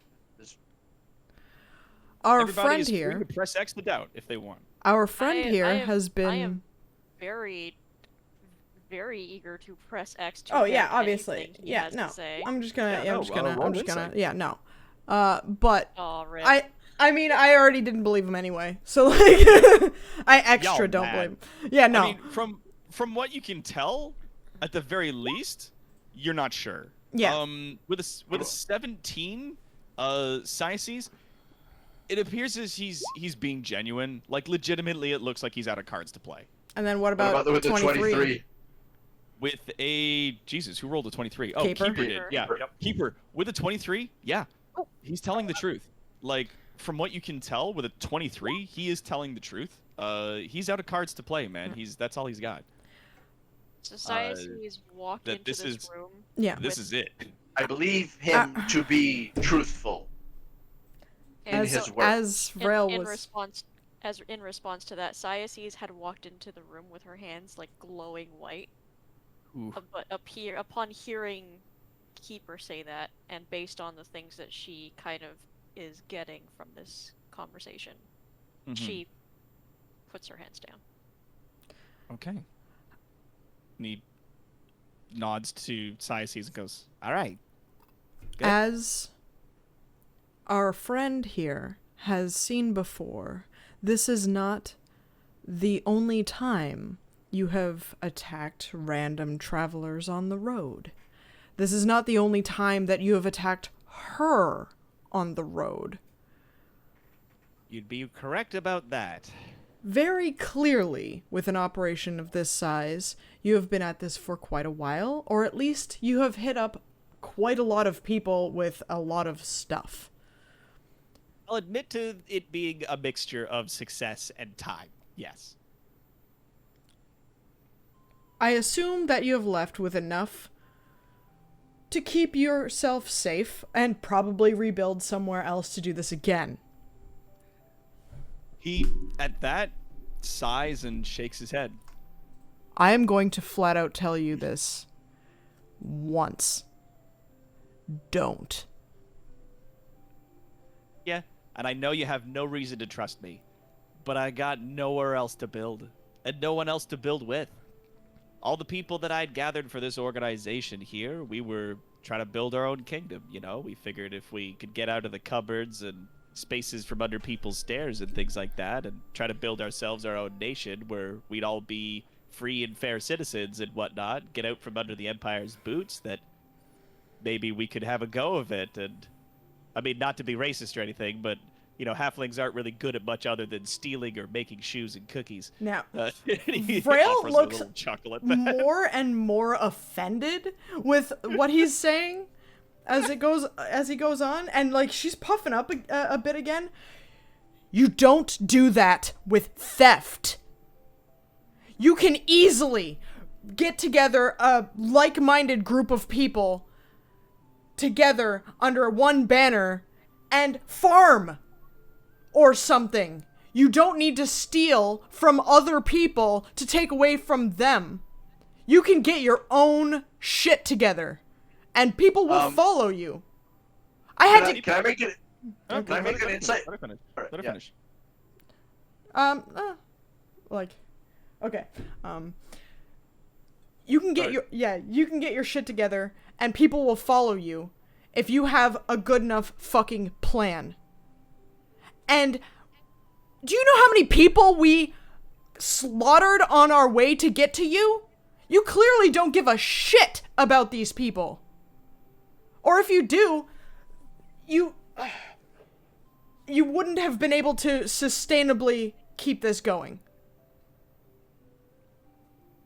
He nods to that quietly, and then he says, with respect, we're not all giant snakes. There's not a lot of options for us out here. Farming definitely wasn't one of them, not in the Empire. We felt like if we could steal enough from the people that lived in the Empire, that we could build somewhere else. And it wasn't the best option, but it was the option that everybody who was here agreed with. They all agreed that Pipes if in, we... okay. with a little bit. It's like, you're not giant snakes. What do you think I am? Like, I'm only as big as you are. Look at what I built. And he gestures to the cannon that's on the table. Look at the other things I built. I did this alone. And that's exactly my question. Who the fuck are you guys? I mean, up We are until I met clearly- you guys, we've been picking off or pilfering from paladins and clerics and inquisitors and people sneaking around through the woods, and God knows what all that weird corruption shit was about. But then all of a sudden there's a giant snake, a bug, a goblin, a ghost, and a frog, and a fucking dwarf walking around together in the woods. Like, that's crazy. What we are is the wrong targets. Like, see that now. So there were insight checks. clearly. I think they were against me. Yeah, I was gonna as I wanted. I remembered- People I- wanted to make an insight check Yeah, against Braille for going off about all I of this did stuff. keep in mind where these folks wanted to insight check me. So Okay. can we do Yeah, if that? anybody wanna wants to do- roll an insight check, then Okay. then go for it. Insight check against Braille just to see if she's actually telling the truth, because she's spitting a lot of stuff that contradicts very heavily with her actions just a couple of minutes ago. And Floop, was your insight check against me? You'll be sleeping in her bucket. She's drained. Okay, fair. Oops, asleep. She set up her bucket. So She's yeah, having a sit. yeah, no, Vrail looks pissed and offended about this guy's leadership. That's it. There's Yeah, he said. Press X'd out. yep, He that's says, fair. everybody that signed up with us here in this program knew the risks. We understood that running off into the woods and trying to rob a bunch of other people from the Empire was very likely probably going to get us killed, but we wanted to take that gambit and the opportunity for a better life. And we got a pretty good amount of stuff. I'm not going to lie. He gestures to the room around him. But in the end, things folded in. That's how it goes sometimes. Dangerous and chaotic life like this was bound to aggravate the wrong people eventually. This method was never sustainable. No, of course not. this was always a means to an end. We'd eventually steal enough and save up enough money that we could, you know, teleport to another continent or something and set up somewhere else. But Who would you pay to teleport you somewhere if you're there's pissing off magisters. everyone? oh, they don't ask questions. I know guys. Don't worry. He wastes it a little bit. He's like, I know magisters in the capital. They'd be willing to take, you know, 150 or so halflings off the market.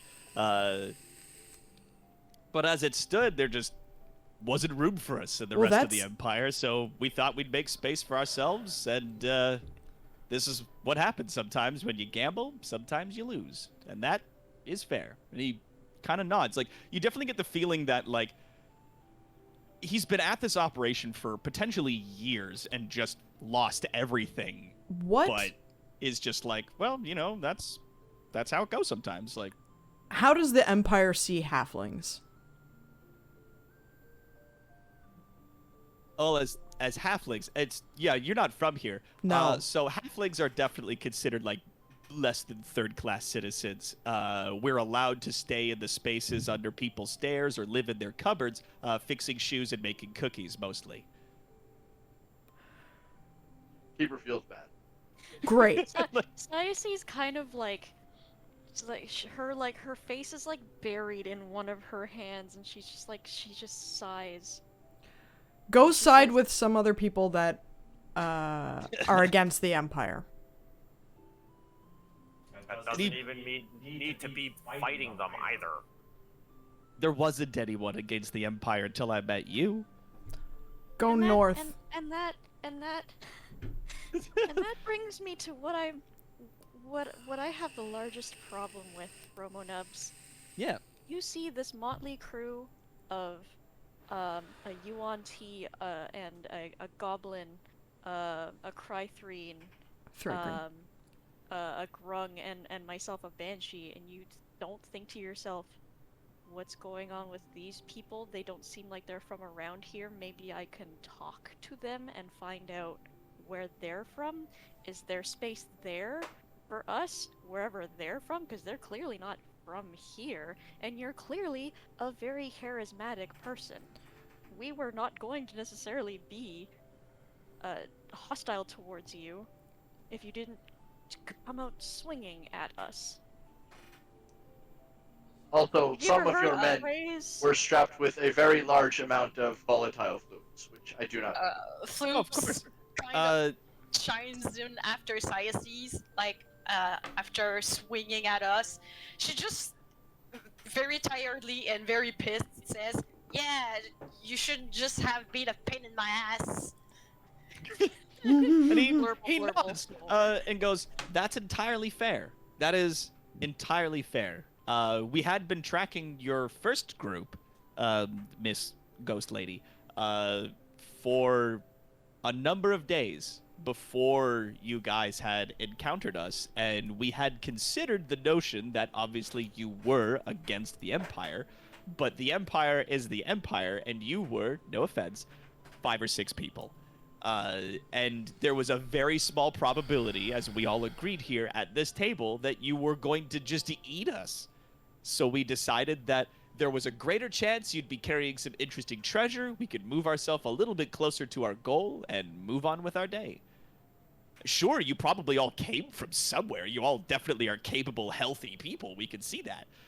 But there wasn't really a chance for us to really make that work in a sense. If you catch my meaning, that, like, you know, even if you were all nice and you came from a really amazing magical kingdom, like, we don't want to live there. We want to live in our own nation. We wanted to make our own place for us. And sometimes it's just how it goes. All right, We thought we nice. could take from you, and that didn't work out for us, and that's fair. Fair's fair. 21 deception. Vrail, what are you attempting to deceive? I'm trying to hide my rail relating to that. Like, I don't want to live with other people in a Magic Kingdom. I want to live with my people in a In Magic, a Magic Kingdom. It's like lol mood. Well, Lol. mood. Mood. Yeah. Big fucking mood. Yeah. I have questions for you. Sure. If we could play a little game there, 1-for-1. You ask me a question, I will answer you as truthfully as I can, as long as I get to ask you a question each time as well. Sure. All right, shoot. What do you want? How much of this continent do you know? How far have you been? Oh, we got maps. I mean, most of us aren't very well educated, no offense. Some of us can't even read. But the few of us who are schooled have maps. They've been around. That's not what I'm asking. I'm asking how far have you and your people been on this Like, continent? personally see? Yes. It depends. I'm from the capital. I haven't been much other than the capital and then north along the borders of the woods and in the woods. In the towns from there. Other members of our organization were from all over the place.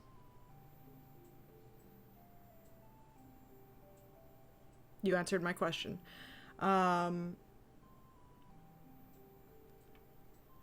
I have more questions, so what's your question? Of course, yes. And in the state of fairness, I appreciate you honoring that. Where the hell are you all from? He looks around. And he's just like, there's nothing in the wastes except for a few scrawny orcs and occasionally some awful gray things that people think were once goblins at one point in time. Where did you all come from? North. Diocese does eventually like come and take a seat. Yeah, Zax moves up, gets off the mech, and takes a seat. And his cannon just sort of climbs up on his shoulder. Vrail is not seated.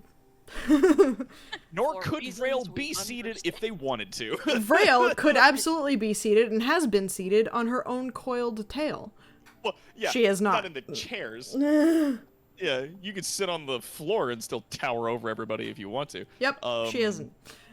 Yeah, you, Zax, find yourself seated in chairs that are, for once in your life, actually suited for your size. Without everything else being comically strange and disproportionate. So this is nice. Diocese, Well, I mean, you are he lived- sitting at what is like kind of like a kid's table. He lived in the goblin apartment So aside from block, where I right? lived, where I worked, yes, it would have been comically large in comparison to me. Where you worked and anywhere else that wasn't the Goblin Quarter. Yeah. Like the complex that's within the city. And even then, like, a lot of the furniture that was sized for your people there had to be, like, handmade by other goblins. That, like, most of the structures and stuff like that were still designed for medium-sized creatures, despite the fact that that's where you guys all took up residence. Cut about 50% of the legs off. Yeah, like like that's one of the things a lot of goblins did, assumedly, was take the regular sized people chairs and whittle the legs down, or like whatever, but move the doorknobs down on the doors. But like the doors were still for medium sized creatures as well as everything else. So like while you still could use everything, and you guys all still did live there, but it was, you know, a lot of the structures and stuff like that weren't really designed for you guys, whereas this room is. So my second question. Shoot. Have you been to Oron? The Wasteland. Yes. No, I have Hey, not answer been where you there, were from. but I do know of a fellow that was from the town nearby there. Ogun, the adventurers town. Is there any chance that you can set up a farm there? What, in the Wasteland? No, outside it. No. People seem to not like to go around there, so it seems to be safe from the Empire, doesn't it? There used to be a farm that is north of it that got destroyed. Any farmland that is attempted to be established that is not sanctioned by the Empire gets stamped out. Any farmland that doesn't give its proper tithe to the Empire also gets stamped out. Most people don't even remember the name of that place that is north of Ogun. It used to be a massive farming community, and rumor was that they weren't giving enough food to the Empire, and the Empire rubbed them out.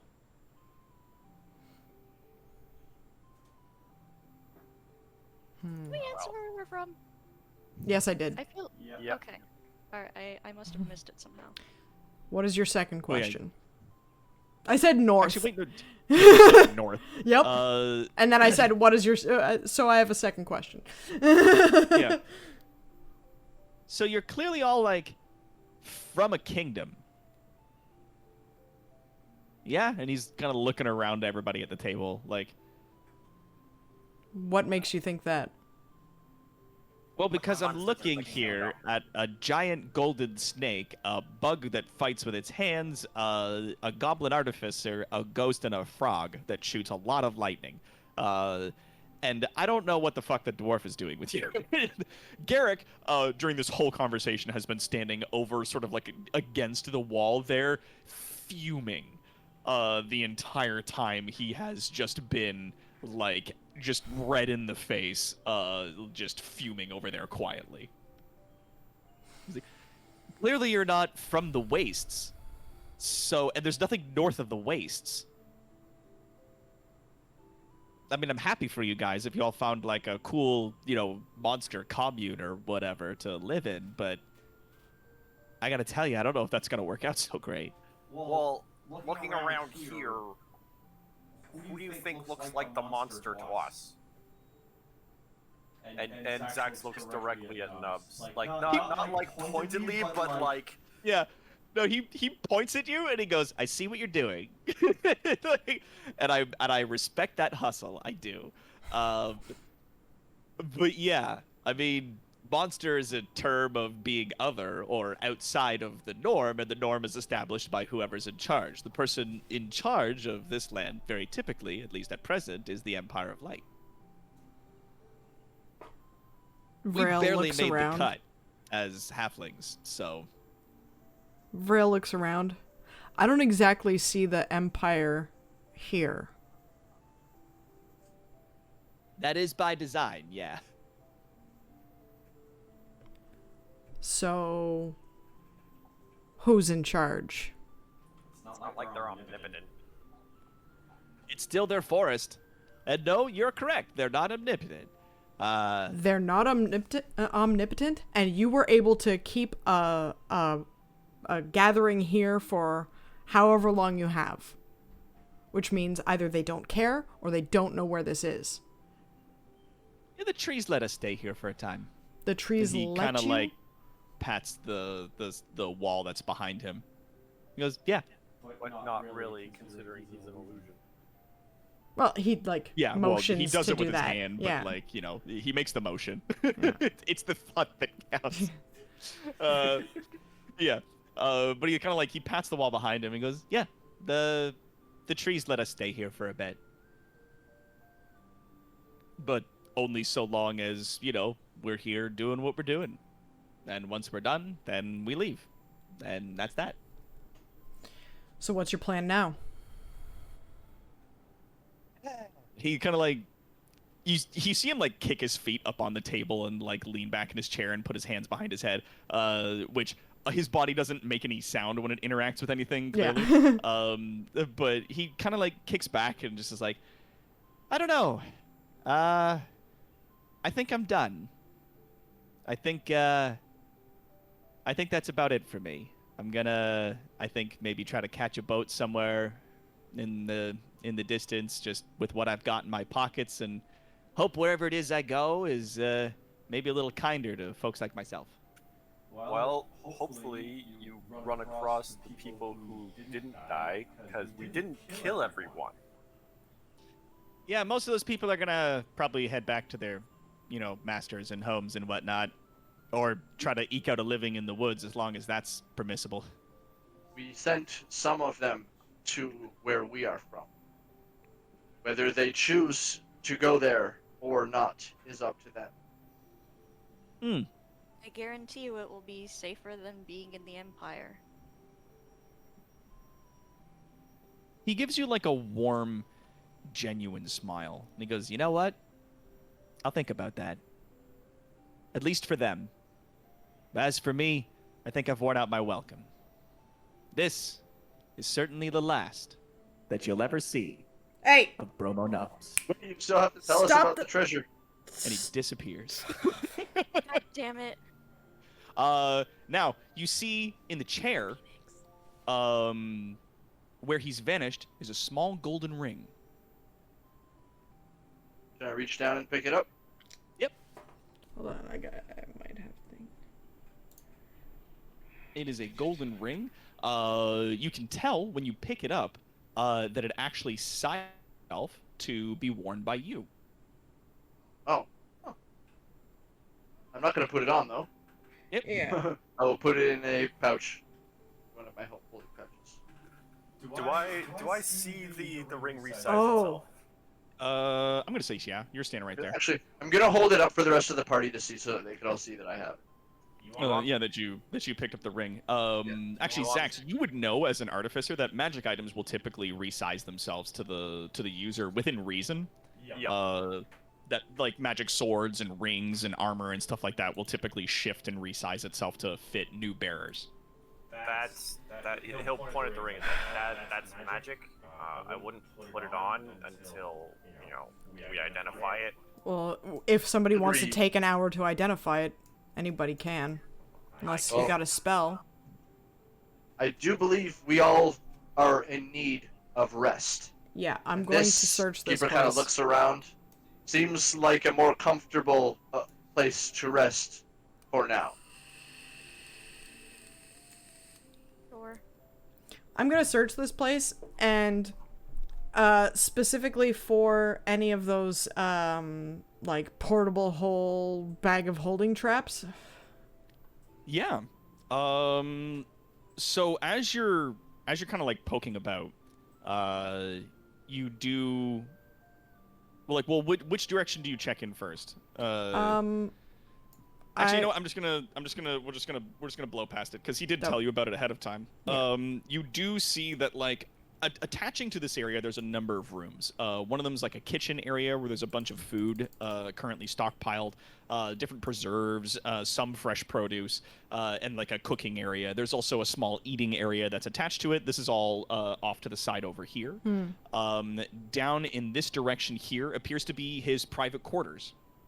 Which includes like a large bed for his people, like a table, a collection of books, and One big bed? That's a normal-sized bed. Normal. And like and sort of like a hearth, but it's not necessarily. There's like a little bit of like fairy light in it, as opposed to there being like a space where you can actually light a fire, because the whole of it is made of wood as opposed to being any stone. I did just move off to my my token around so that I had a little bit of like fog of war clear in those rooms. Yeah. Okay, I'm just telling you because I want like not cheating or anything like that. Oh, of course. In this room down over here, off to the sort of south and west, you do see that there's like a number of hammocks and like small personal effect trunks that are set next to each of them. And that's about it. But you do find, as you're sort of like searching around the rooms and whatnot, that there is underneath the statue here, which appears to be a large wooden carved statue of Bromo Nubs, that there is a massive chest underneath it that has a whole bunch of gold and silver and platinum and a number of magic items, all contained in like this large cylindrical thing. And on the bottom of the plate that the statue is on, like, because you basically pick it off like a big action figure, and the plate that its feet are attached to like comes off and it opens up like a huge barrel. On the bottom of that plate, like facing down towards the treasure, you do see that there is a bag of holding and a portable hole, which is like a sheaf of cloth, basically next to each other with like a mechanism that would push one into the other. But the mechanism appears to be activated magically. Do you I can tell, you can just as easily pull it apart and it would be disarmed. Like it's, Okay. it's not So I don't it's have not to- very It's not a check to do that. Okay. She doesn't No, need like- dexterity. She can just yank on it. All right, great. Yeah. I peel the portable hole off. Yep. And fold it up. and put it You in. now have a portable hole, which is Whoa. like a folded piece of black cloth that when it's unfolded completely, there's like just a big black hole in the middle that you can dump stuff into. Yeah, and I put And that when you in my fold pocket. it back up, yeah, it's just a little piece of cloth when it's done. And then I take the bag of holding and I hope it doesn't like get fucked up by the mechanism. Oh yeah, no, like when you take the portable whole cloth out of the mechanism, it's disarmed at that point, Okay. and then you can just like pull the bag of holding off. It was sort of like not glued, but it was sort of like stapled in a way to its position on the bottom of the thing. And I take this bag of holding into this room Uh-huh. and reach into it, grab the bottom, and pull it inside out. Yeah, you do so, and under normal circumstances, when you do this with a bag of holding, it empties out all of the contents that are contained inside of it. All of the contents would then, like, appear in the space around you or suddenly dump into a pile on the floor. You do this, and it's empty.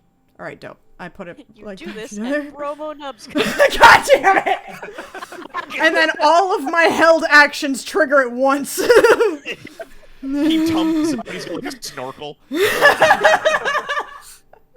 He's like, shit! fuck! I just stuff him back in. No. You pull the snorkel off, cram him back in. No, okay. Now that You I have know one that, like, corpse of Bromo Nubs. now that I know that 30 fucking tons of water isn't gonna pour out, I come back in this room. Yeah.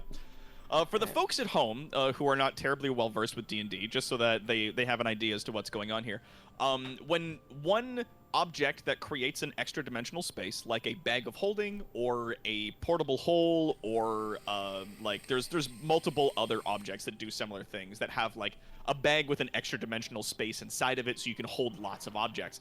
If one of those items is placed inside of another one of those items, it opens a tear into the ethereal plane, sucking everything around it into it, and then immediately closing. I thought it was the astral scattering plane. all Either those way. objects that are sucked in. Any people or objects that get sucked in are scattered across the ethereal plane at what is like sometimes an infinite distance. Yep, random places in the astral plane. Yeah. They all just appear at random places in the astral plane, and it's fucking awful. It's not a death sentence, but it could be. It may as well be. Yeah. Because it's not a lot of food in there, and some places of the astral plane is literally just like a crystal desert that goes on for an infinite distance. Like, it's awful in there. So I move over to like Floop, who is asleep? Question mark. Yeah, Yup. she is. All right. Yapping. And I just There's put the just a tiny snoot poking out. I put the bag of holding next to Floop Oh. because I figure of all of us, it would either be Floop or Keeper that would need a weightless bag of stuff. You know. A bag that makes everything you put in it weigh nothing. Yeah. Zax will tell his homunculus servant to go back through the portal and then come back and alert me if any of the halflings return. Okay. So it flies off and does that. As I take a look around, I am specifically looking for things that I might be able to use to craft magic items with. Yeah, I'm going through that Yeah, chest give me as a well. search check. Yeah, give me roll me a search check, Zax, And- and then Rail, if you want to use just like your 18, I could just tell you what's in it. Yeah. Well, I mean, if anybody else is doing other things, I want to get to them first before Keeper's my gonna shit. walk over. Keeper will walk over to this way Mhm. and jump down, and like he'll look over to Zax and kind of beckon him. You speak with him. Yeah, you don't find anything in this room to make anything magical. I'm just gonna tell Zax that with like a 13, looking around, it's just like wooden plants. None of them appear to be of magical quality. Sorry. Yeah. Continue. Even like materials, like to mitigate costs of materials for stuff too. Zax, come with me. Where are we going? This way. Zax follows along. Push him off a branch. I'll pick him up and jump down. What? No! Ah! Put me down! Yeah, I did. I put you down at the, after we jumped down. Don't. Zach points at him like pointedly and says, "Don't do that. I can get around on my own." My apologies. What did you want? An extra set of eyes to check this area. Yeah, so you can see this like the Kinda little takes eating there. area here, and and then this is the cooking room. You see that there are just like a number of collected things. There's like a cauldron and a bit of an oven that have been makeshift, built from clay in the corner there, so that cooking can be done in it without damaging the rest of the sort of like the tree space that's around it. People kind of walk over to it and poke it. Takes a sniff of the air. Smells like a kitchen. Yeah, it's just food. There's nothing magical in here, aside from like the lanterns that give off light but don't appear to give off any heat or flame. Investigation. What are you investigating? What? The room. Yeah, like looking around, because yeah, like investigation is kind of like when you Sherlock Holmes the place. You can ask like a pointed question, or you can just look for details. I want to details. cook. Oh, Sciaces, yeah, hell yeah, dude. I'm gonna get to you in a hot second. We'll do that in a little bit. Ghost cooking, yeah. Ghost cooking. Ghost chef. So looking around the room, you can see that like a lot of the food and stuff that's Need to here refresh this. is a mixture between preserves, so like salted meats and like jams and salsas and things that are designed to keep over long periods of time, and fresh produce. So there's like a number of carrots, cabbages, potatoes, tomatoes, like other fruits and vegetables and stuff that are here. The only meat that appears to be present is like the salted meats that are kept in a sealed casket. There's like a number of plates as well, and then yeah, you see like there's a cauldron sitting on top of like what appears to be a big handcrafted clay square, so that any of the fire that's used there is done so in such a way that they don't damage the wooden floors or walls or ceiling of the room here. There's a large sort of opening in the thatch roof of this area to let any smoke or air out. And there's an oven that's built very much in the same way, like it's very thick, heavy clay oven.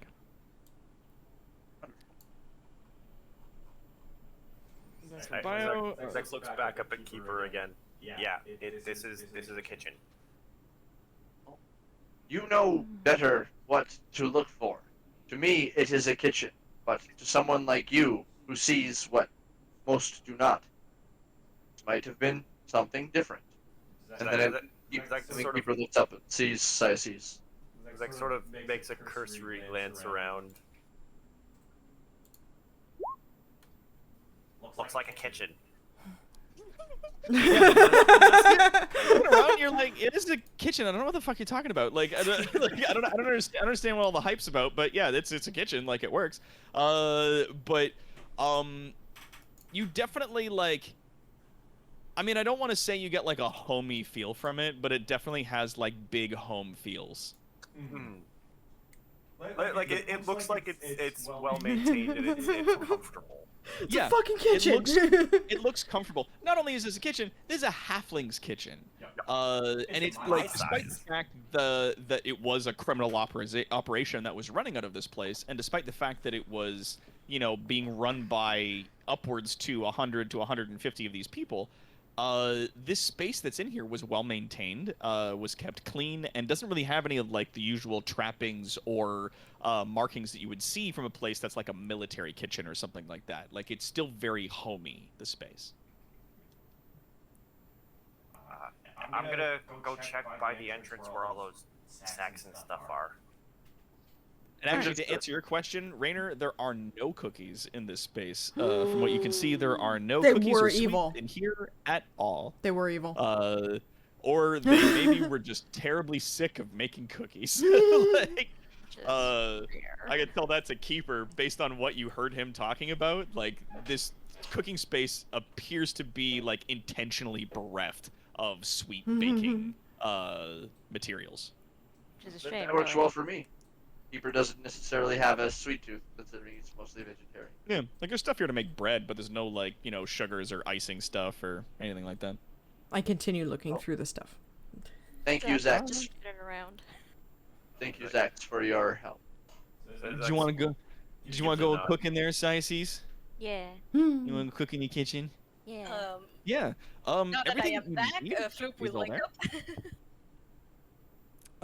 Yeah, so I'm gonna say really quickly, we're gonna say Siaces, you start cooking some food in there. You can tell me what you're making in a hot minute with the stuff that's there, or what you'd like to try to make. Floop, as you wake up, you see that people are kind of walking around. Bromo Nubs is gone. Garrick is still quietly standing in that space, kind of just like he seems less visibly angry and more just contemplative. And next to your bucket is a fancy-looking little purse. She grabs it with a very confused look. And her first reflex is to look around to see if anyone dropped it. Well, you see Vrail like rifling through a box, like a chest or whatever, and Vrail looks over to you, noticing that you're awake now and like being, awake and shit.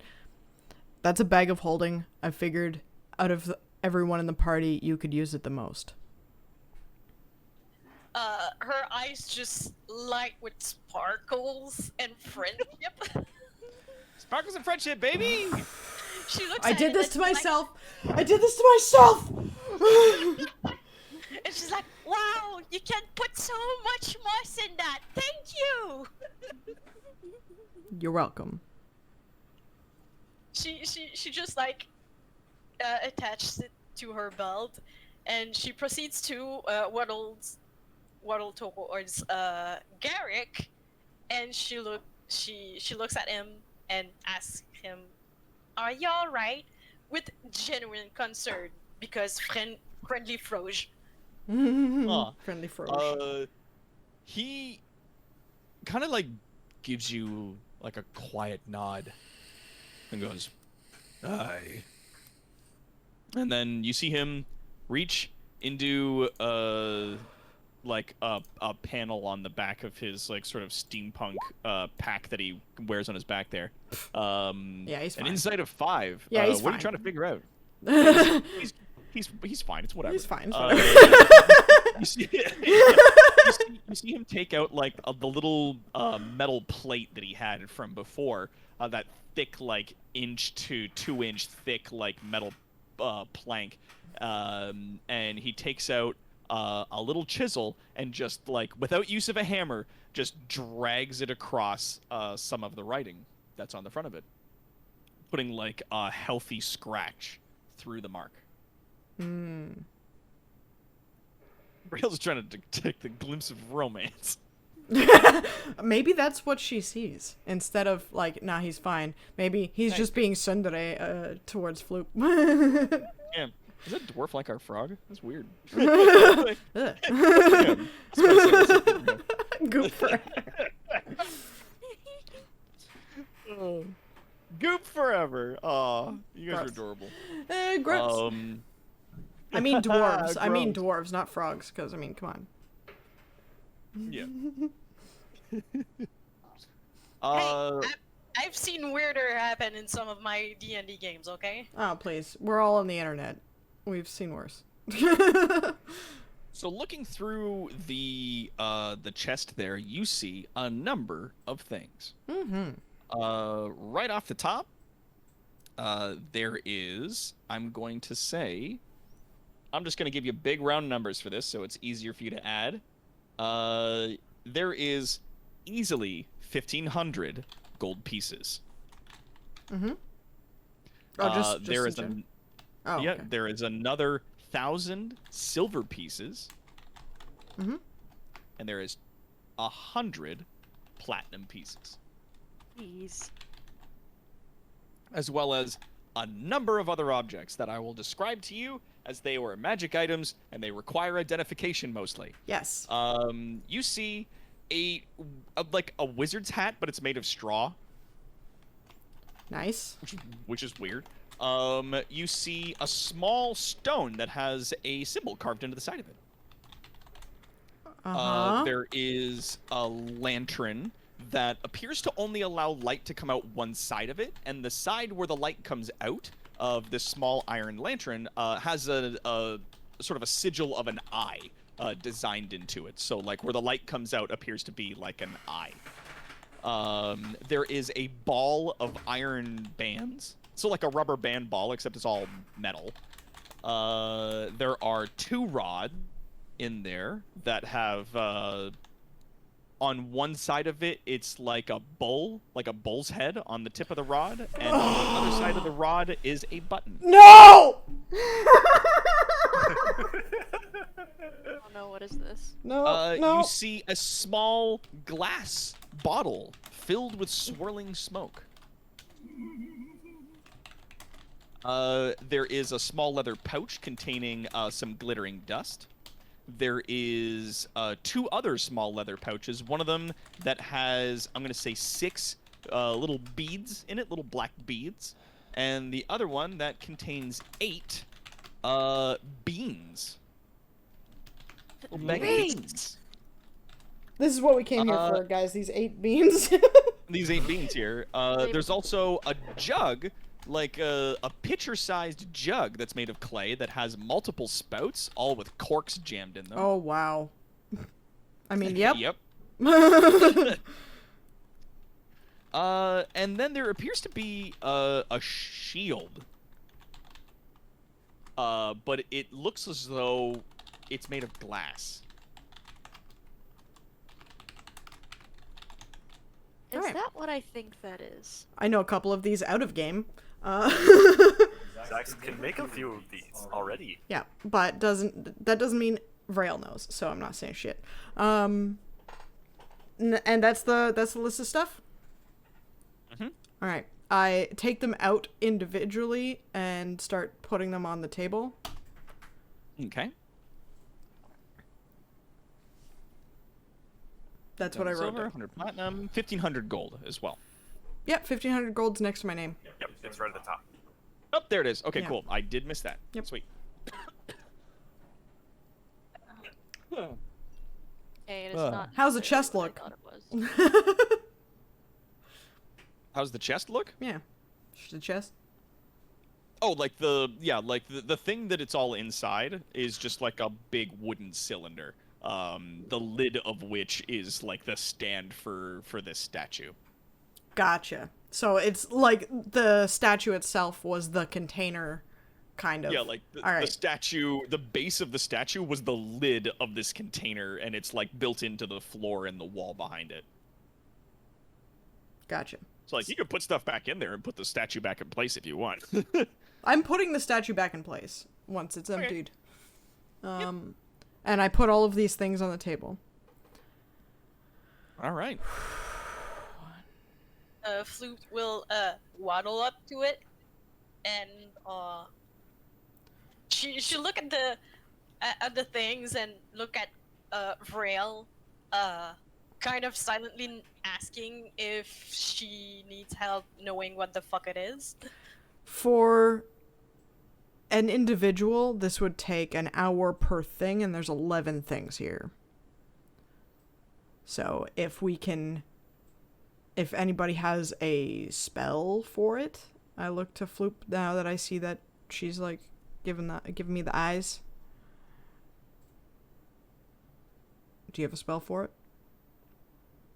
Yeah. Well, you can. Weep. If so, you can cast that. Identify. Like, you can cast that over 10 minutes, and it costs nothing if you do it.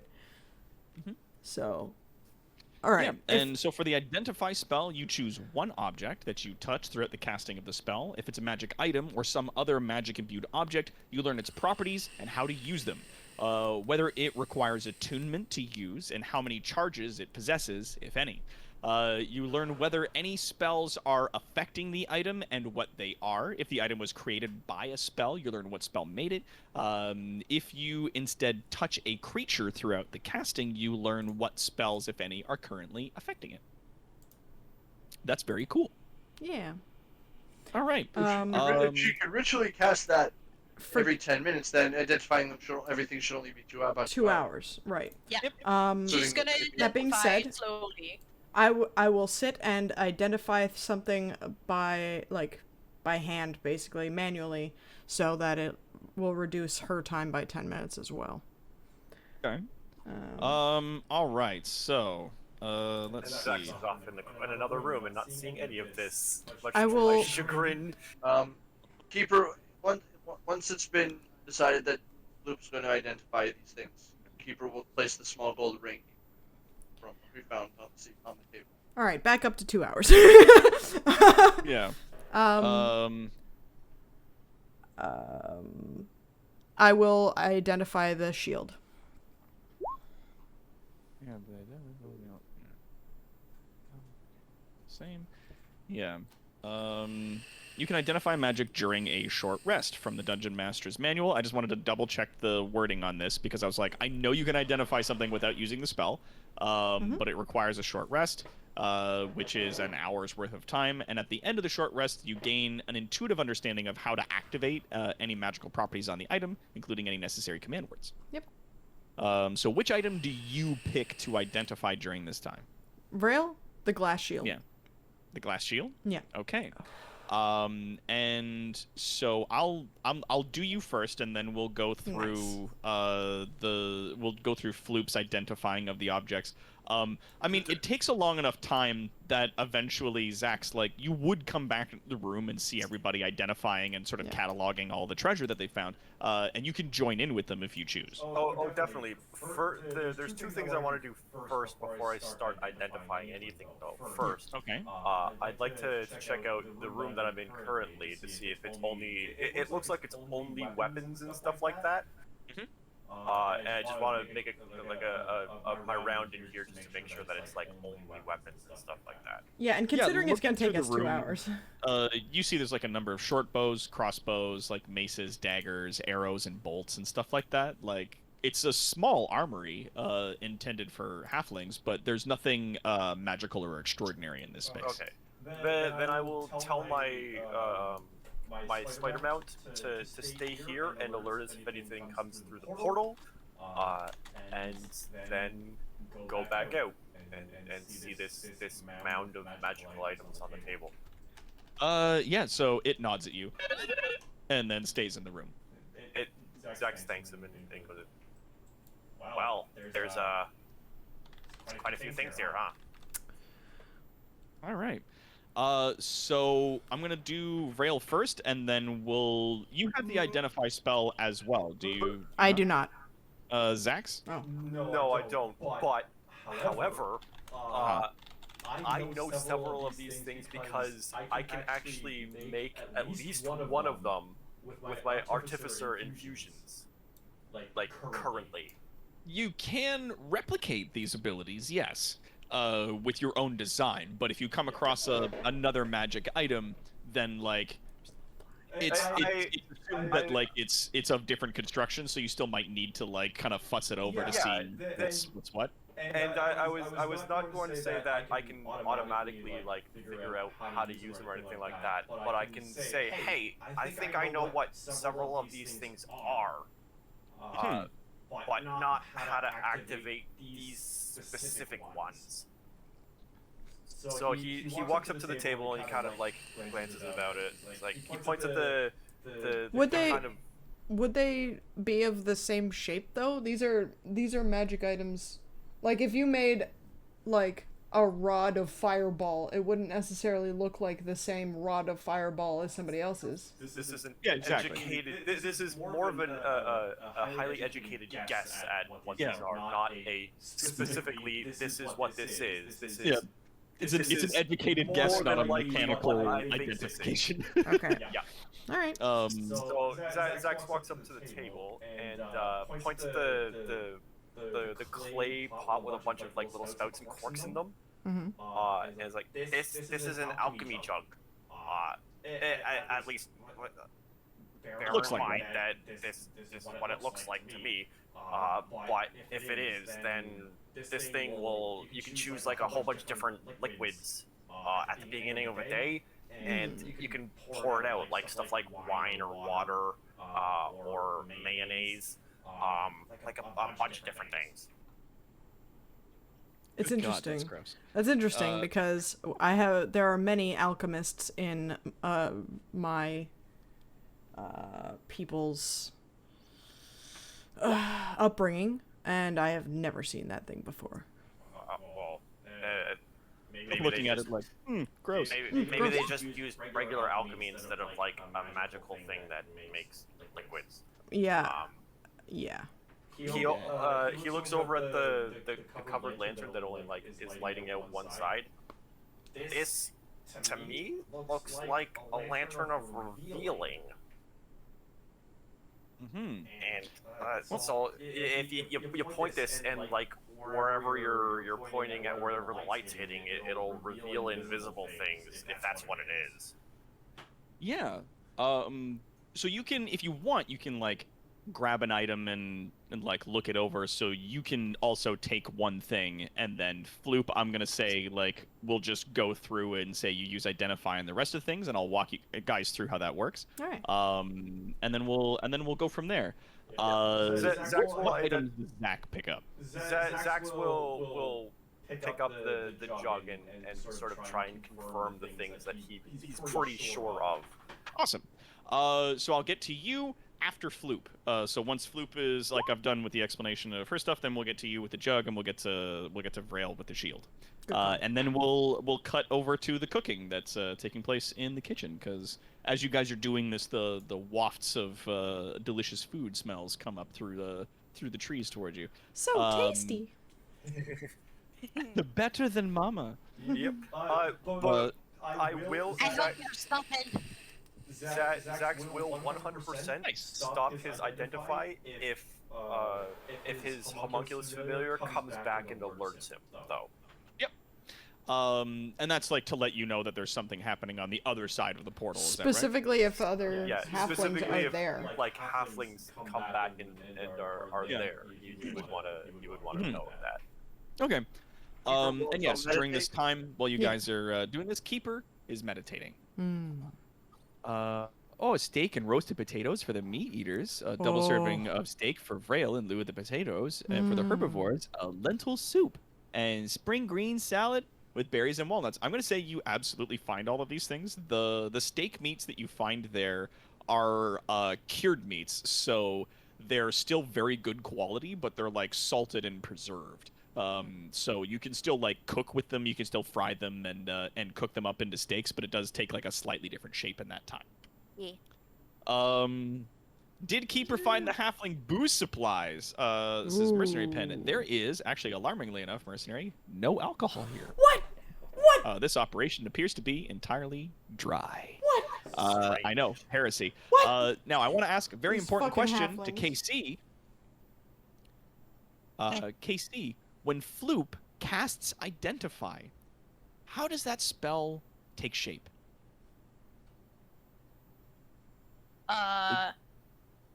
What do you mean? How the spell takes shape? Well, I mean, it's oh, thank you, the Lazy Loop, for the follow. Some people have when their characters cast magic, like they can describe the different ways in which the spell achieves its effect. So like one person who casts a fireball might say it like they shoot it like a Hadouken, and one person might say it shoots out of the end of their wand, or they do like the Doctor Strange style, like magic rings and sigils and stuff in the air when they cast spells. Like how my protection spells look like golden scales and stuff like that. Yeah. Exactly. How do you imagine it look like? So the knowledge that your magic brings to you, like, is it an old voice of wisdom that sounds like the Great Moist One, the big frog chieftain of your tribe, or does it sound more sophisticated and articulate, like one of the people you met at the library back in the kingdom? I would honestly say that it's actually more visual, and it's like a shit ton of cute fireflies that writes out the description of the item. Oh, that's adorable. That's adorable. I love it. That's adorable as fuck. Out of game, I love it. Oh, damn. Lazy Loop, thank you for the bits. Oh my gosh. Ooh, bits. 1,000 bits. Thank you. Oh my goodness. Wow! Incredible! Appreciate that. Nice. Yay! Hello, come on in. Get comfy. We're just wrapping up our sesh. We're gonna be done pretty soon. After we're done sort of figuring out the treasure and role playing this area here, and then if you want to come join our community, pardon me while I burp through my words. There's a button to our Discord down below. I am in my mid-30s, so I am at that stage in my life where instead of just stopping to burp, I try to muscle through it, like John Mulaney. So the fireflies, as you cast this spell, take shape into the air in front of you. Actually, we got a little more. There we go. And they sort of describe out to you the different objects. The straw wizard's hat is known as the shepherd wizard's hat. It is a magic item that, if worn, the person who's wearing it gets a +1 bonus to wisdom, specifically when doing their animal handling checks. And they can also use an action to amplify their voice so that it can clearly be carried for up to 300 feet. God damn it. Wow. But I I will don't need want a someone to stupid take fucking note straw of hat. that because I'm very bad at writing fast. I've got it all on a list. I will send it to you guys on the Discord in our little chat later. I love you, senpai. What was it called? Of course. I love you guys as well. That is the Shepherd Wizard's Hat. Specifically for wizards that like to keep animals. Mm-hmm. Wow, those more bits! 500 bits. Thank you so much. Yeah, happy Nice. Pride Month. Yeah. These guys just Yeah. fought a very Happy Pride rainbow Month. gnome, so it all works out. Well, I don't want to fight rainbow people in Pride Month. What the hell? Listen, to be fair, the rainbow people did rainbow us back. Yeah, that's true. I got This is rainbowed true. right in the face. They did shoot all kinds of rainbows at you I guys, was and it so was blinded. dazzling and amazing. Also, I'm sure a number of us are IRL rainbow peoples. Oh yeah, absolutely. And yeah, the other things that are here, the lantern that you guys is indeed, it's a lantern of revealing. So the light only shines one side out of it in like a cone, but it does reveal invisible objects or people. So if you shine it over something that's being magically obfuscated, it actually reveals them. Knew it. The ball of iron bands is called the Iron Bands of Bilaro. If you throw them at somebody and the object strikes them, all of the iron bands magically spring off and wrap around the individual. Kind of like the imprisonment armor that they used in Doctor Strange, like when he threw that big metal thing and it wrapped around Caecilius and like forced him into an imprisoned sort of like subjugated position. It's very similar to how this item works. Oh my goodness. Oh, and Lazy Loop's dropping Wow. a whole bunch of subs. Holy crap. Wow. Thank you so Oh, much. Thank you. Also, Thank Spooty you. Poop My God. streams too, you Got know. the gifted tier 1 sub to Cthulhu, The Curse of Jax, Laurel Limitless, More Vain, and BBG Trap. Thank you. Five subs. Thank you so much. Woo! Wow. Supporting us here at Evil Inc. Making fun stuff. Thank you. Wow. Wow. That's a lot. Yeah. That's a lot of damage. That's some tasty Um, subs. That's some tasty subs. Thank you. Cause we're in the middle of treasure. I wanna say thank you so very much for your support of our channel, but also I'm so excited to tell people about these magic things that I've that, like we haven't been giving people magic items almost at all through this horrible campaign, and now I'm so stoked to finally start like giving them their first wash of magic items.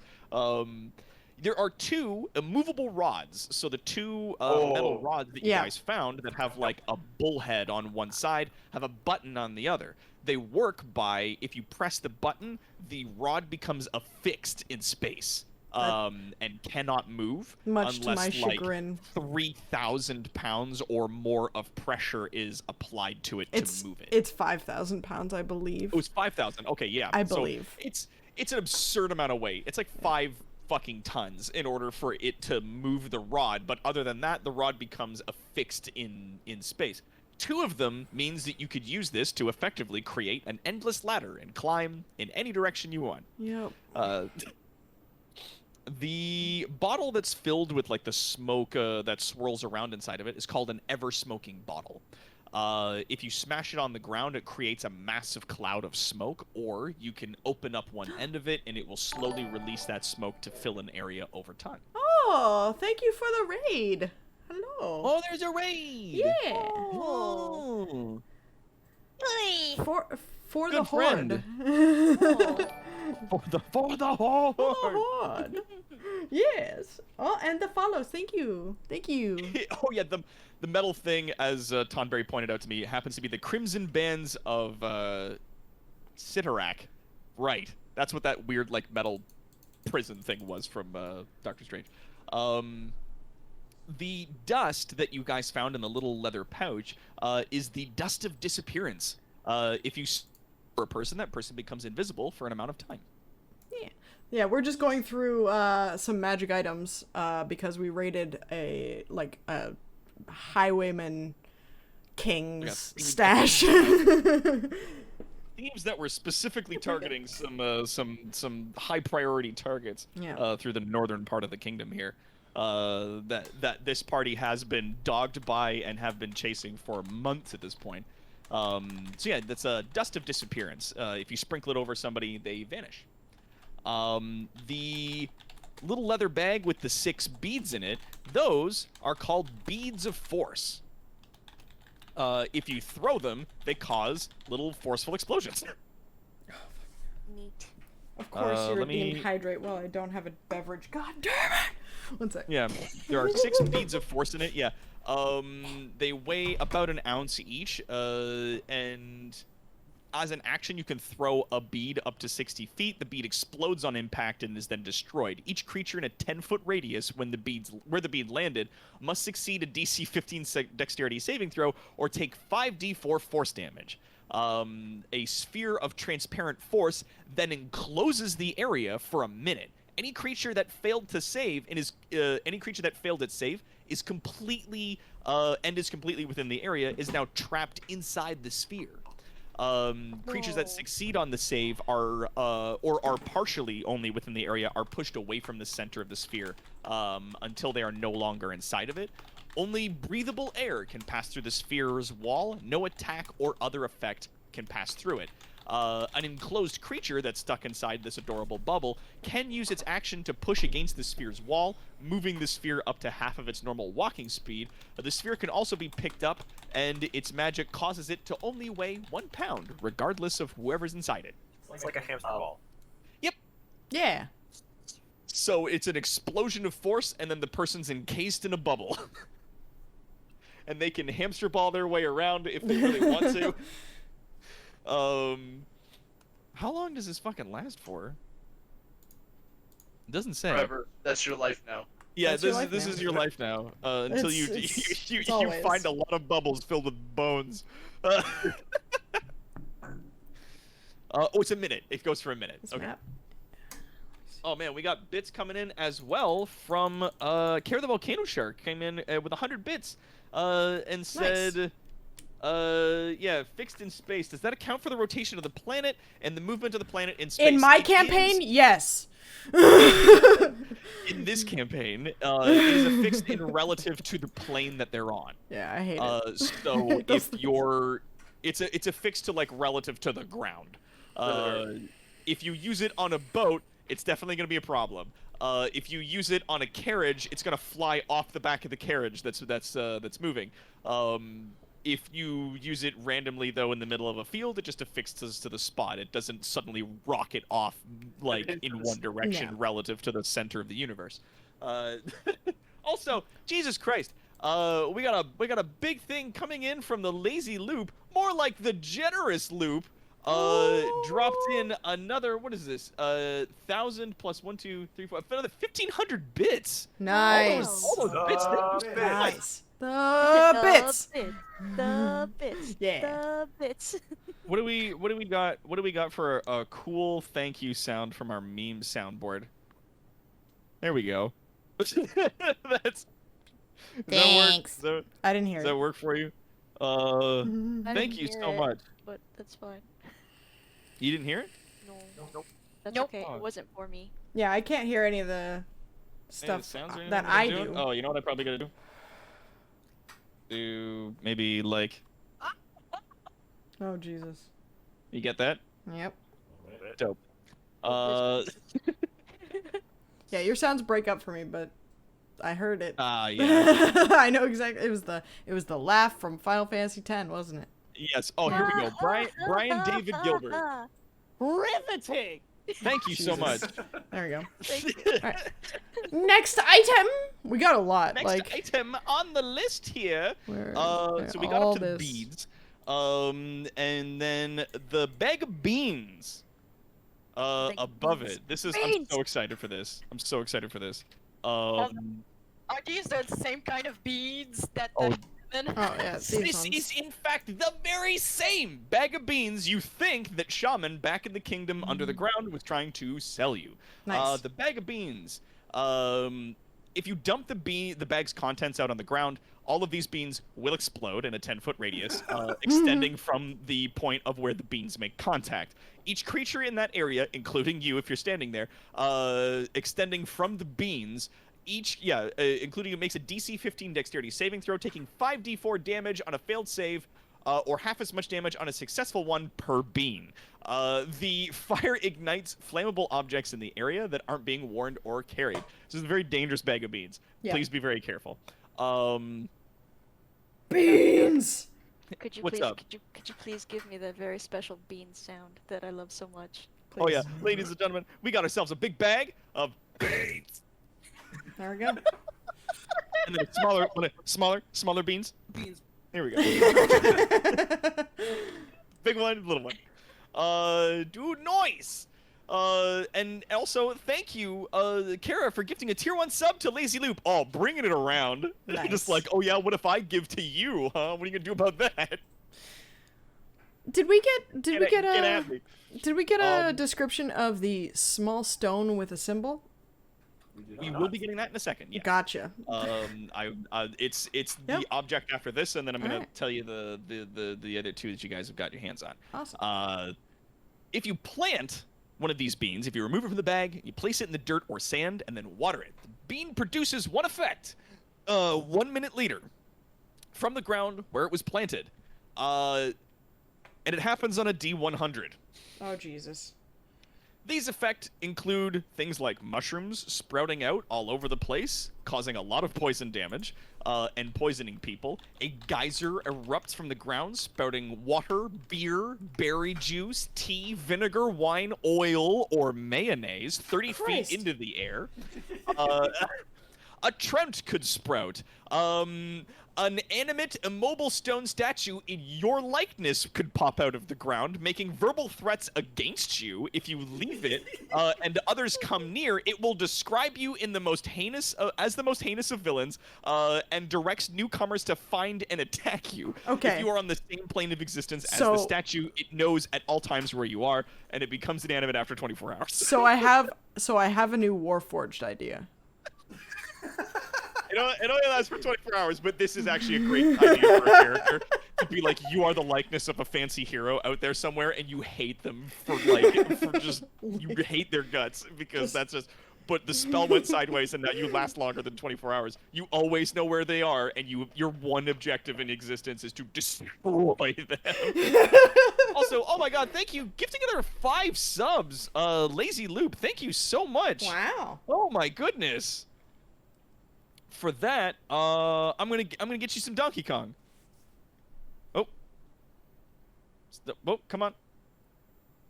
Oh, is it not playing? Donkey Kong, come on, bruh. What's up? Donkey Kong. What's going on? I know I have a profile. Okay. There There it it is. There we go. Degree hotter, I'm gonna kick your ass. Yeah. Ooh, beans. All right. Other effects of the beans include things like a campfire with blue flames springs forth and burns for 24 hours. Shriekers could spawn. Bright pink toads could crawl out of the thing, and if they're touched, it transforms into a large or small monster of the DM's choice. I hate these A beans. hungry bullet burrows up and attacks you. A fruit tree grows and gives off fruit, which act as randomly determined magic potions. When one acts as an ingested poison of the DM's choice. So like all of the fruit will do awesome different things. One of them might kill you. A nest of eggs will spring up, and any creature that eats an egg makes a Constitution saving throw. If they succeed, you permanently increase its lowest ability score by 1, randomly choosing among equally low scores. On a failed save, you take 10d6 force damage and explode. The deck of many beans. Yeah. God damn. A pyramid with a 60-foot square base bursts out of the ground. I hate this. I hate all Inside of is this. a sarcophagus containing a mummy. Or its final possible effect is a beanstalk could sprout out, growing up to the clouds, potentially to the realm of a cloud giant. The stone that you have Thank fuck. called a luck stone. If you are holding it, and you don't really need to do much other than activate it. But if you do activate the luck stone, it gives you advantage on a skill check or saving throw. It works once every 24 hours.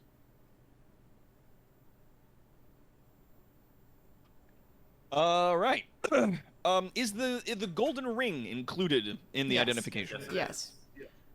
I just want to double check that. Yeah, because, from the our of fellow the who has it, Keeper, did you put the ring down? Yeah, Yeah, Put it Keeper on said the that he table. put it on the table. for Floop Alright. to identify. Before you, Um, before you did it. Floop, when you come across, this is a powerful magic item that is known as the Guile of Bromo Nubs. While wearing this ring, you don't have to wear it in order for the effects to continue, but while wearing this ring, you can use twice a day the invisible spell. As well as, once per day, you can cast a spell called Mislead. The Mislead spell is a 5th level illusion spell that basically creates an illusory copy of you that can speak and act, and you can control it. You can even see through its eyes and ears if you want, and move it around. When you activate the illusory copy of yourself, the original version of you turns invisible. The activation of the Mislead spell, the activation is a single verbal command. While wearing the ring, you speak the words, "Hang on a second." Wow. Really? Yep. Amazing. And So if you he guys was wanna- in the room. If you guys want to roll that back, roll back the tape. That No, was I in fact know. the first thing he said when Oh, yeah, when no. Randall entered the space. Now hold He on. said, Yeah. "Now, hang on a second." Yeah. But yeah, the activation of which is speaking the phrase, "Hang on a second." Then basically an illusory copy of yourself is made where you're standing, and you turn invisible. So you want to roll me a stealth check? Nope, Okay. because he didn't use stealth to get away from you. I can tell you more about that later. Great. But yeah, so that is the collection of items that you've identified. The shield, Vrail, that you have there is called an animated shield. Mhm. So it is a magical shield that you can hold to use, but if you speak the command word for it, the command phrase of it being "to me," then the shield then springs into action and floats around you, defending you without you needing to use a hand for it. Fantastic. Dual wielding shields. You can, in fact, double up on them in this manner, yes. Sure can. And sure Fuck yeah, and dude. sure want to. Yep. And the jug that you have over there, Zax, is in fact an alchemy jug. I knew it. If you pull the corks off, it can pour things like honey or water or juice and wine and mayonnaise and oil and a number of other gross, awful things. You Alright. have to pick one of them at the beginning of the day, though. Yeah. Well, yeah, the first cork you pull off for the day is the substance Is- that comes out of it. Yeah. For that day. And nothing else comes out of it until the next day. Yeah. Yes. How much of yeah. that stuff comes out? Each different thing has a different quantity. Fair enough. Yeah, and 100 it's all gallons of detailed in mayonnaise it is. the 100 gallons of mayonnaise. For mayonnaise in particular, it's 2 gallons. Yeah. I was just, it was a fucking 100. But yeah, as you guys sort of wrap up identifying the things and counting the coins of your loot and stuff, you are alerted by your ghostly friend Saices that a most wonderful meal has been prepared for you. Alright. Siaces kind of like takes all the plates to the table and sets them down, and invites everybody to come and sit. I just like put my arm on the table between the stuff and the plates and just like drag all the stuff down to one end of the table. Are there glasses on the table, like drinking cups? There weren't any here, but there were a number in the kitchen. All right. Zax goes. I'm going to assume actually that Siaces probably set the table as well. I don't want any mayonnaise, Zax. I was going to do wine. I Why? pour you a liter of mayonnaise. I find the biggest receptacle I can find, and I fill it full of mayonnaise. At the mention of Hold on a minute. Does that mean that he can conjure Screech? No, it specifies No. what kind. It's a specified list of different things that I can pour out of it. Yeah. If you do want to pour everyone a glass of wine, that's also a thing. I'm making sure that everyone, like, there's a glass for everyone, and I'm pulling the proper cork for the wine, and I'm pouring everyone a nice glass of wine. At the mention of wine, Keeper opens his eyes from his meditation, stands up, and walks towards. Not a dry Are we- state no more. You Are we said- eating here or in the dining area? The food is here. So. I think the here would be fine. Wait, did Yeah. Saices brought it Well- out to here. Yeah, well, so I gathered since there's so many of us and the tables in the eating area seemed a little bit small for everybody to sit at together. What are these? Good thinking. What is what? Oh, those are stairs. Those little stairways that Oh, lead it's up to little like it's like a raised- half staircase. The area that the table's on is like maybe 2 feet up off the ground. Not even. Okay, Like a well foot. I would have also checked up there. In like the preliminary checks of everything. Oh yeah. It's just the area that the table's on is just like raised about a foot up. Yeah, Oh, I Yeah, gotcha. it's gotcha, just, yeah, gotcha. it's just like a central stage area. It's like a I little see, central I stage see. area. Yeah. I thought it Like, was nothing like fancy. up further to a second floor or some shit. No, God no. I was gonna I say would like. have told you when you Alright. said you were looking around. I'd have told you. All right, fair. You will give me an egg. Yeah, Vince, like, I get that reference. Yes, you guys sit around the table amidst the warmth glow of the lanterns that magically illuminate the space here, enjoying cups of sweet berry wine that are poured out of the alchemy jug, and the wonderful cooking of your friend Saices. Garrick, he's gonna sit right there Nice. at the table.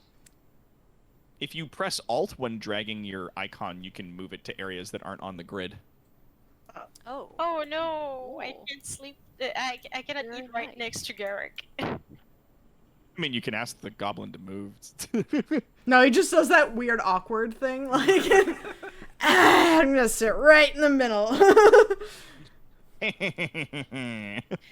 It's way too shy to ask. you To ask Zax to move. So she's just gonna. In fact, she's gonna sit right here. Right there. Yep. Here, I'll move you there. There you go.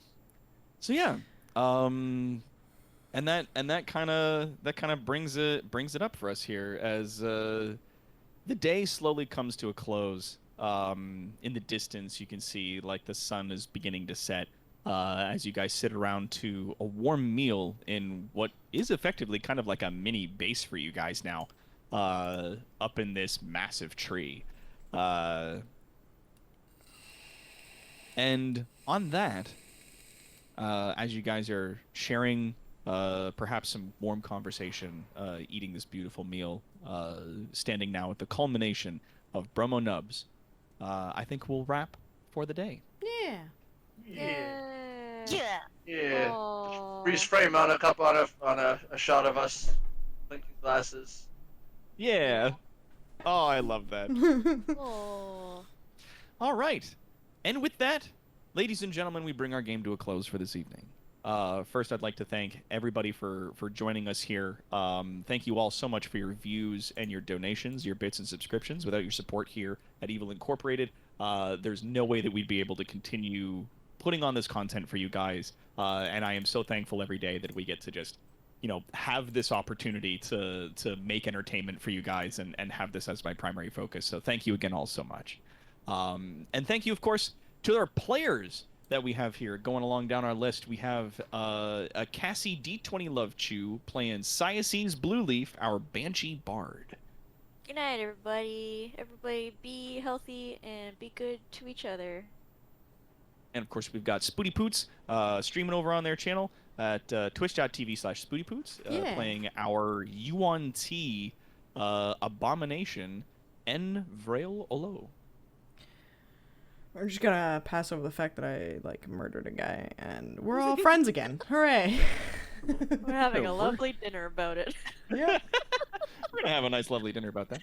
And of course, we've got KC, the Killing Chick, playing Floop, our Grung Druid. Yay! Goop forever. Goop forever. Forever. I'm gonna Forever. make this a thing just because it's weird. I'm gonna make this weird. Yes. And This then of is- course Deal we've with got Keeper, our Thrycreen monk, being played by Warden. Thanks for having me, man. It's so good to be back. So good to be back with the A team. So good. Oh, hell yeah. So good. And of course, thanks as well to you, you guys, for coming and joining us. And last but certainly not least, we have Shaskar playing Zax, the Goblin Artificer. Would rather not kill more people, but sometimes it happens. Gotta do what you gotta do sometimes. And with that, I, of course, have been, hopefully, your kind of benevolent DM, Dr. Terwatt. This is our Layer 4.0, and we'll see you all again tomorrow on our next live stream, as we stream Monday to Friday, 7 till 10 p.m. Eastern Time. We do D&D on Thursdays. This is the A team, alternating every week with our B team that plays inside the same universe, these monster campaigns that we play. And this Sunday, I'm also going to be playing, I'm going to be DMing another game with the D20 Live people over on their channel. We'll be posting it in our Discord link down below, so we'll be talking about it there. So thank you again. We'll see you all again tomorrow. And I've been playing a lot of Pokemon Snap lately. Yeah. Great game. Super Yeah. chill, super cute. Love it. Very Yeah. good game. And I love you Good all night, and good everybody. night. Bye. Bye.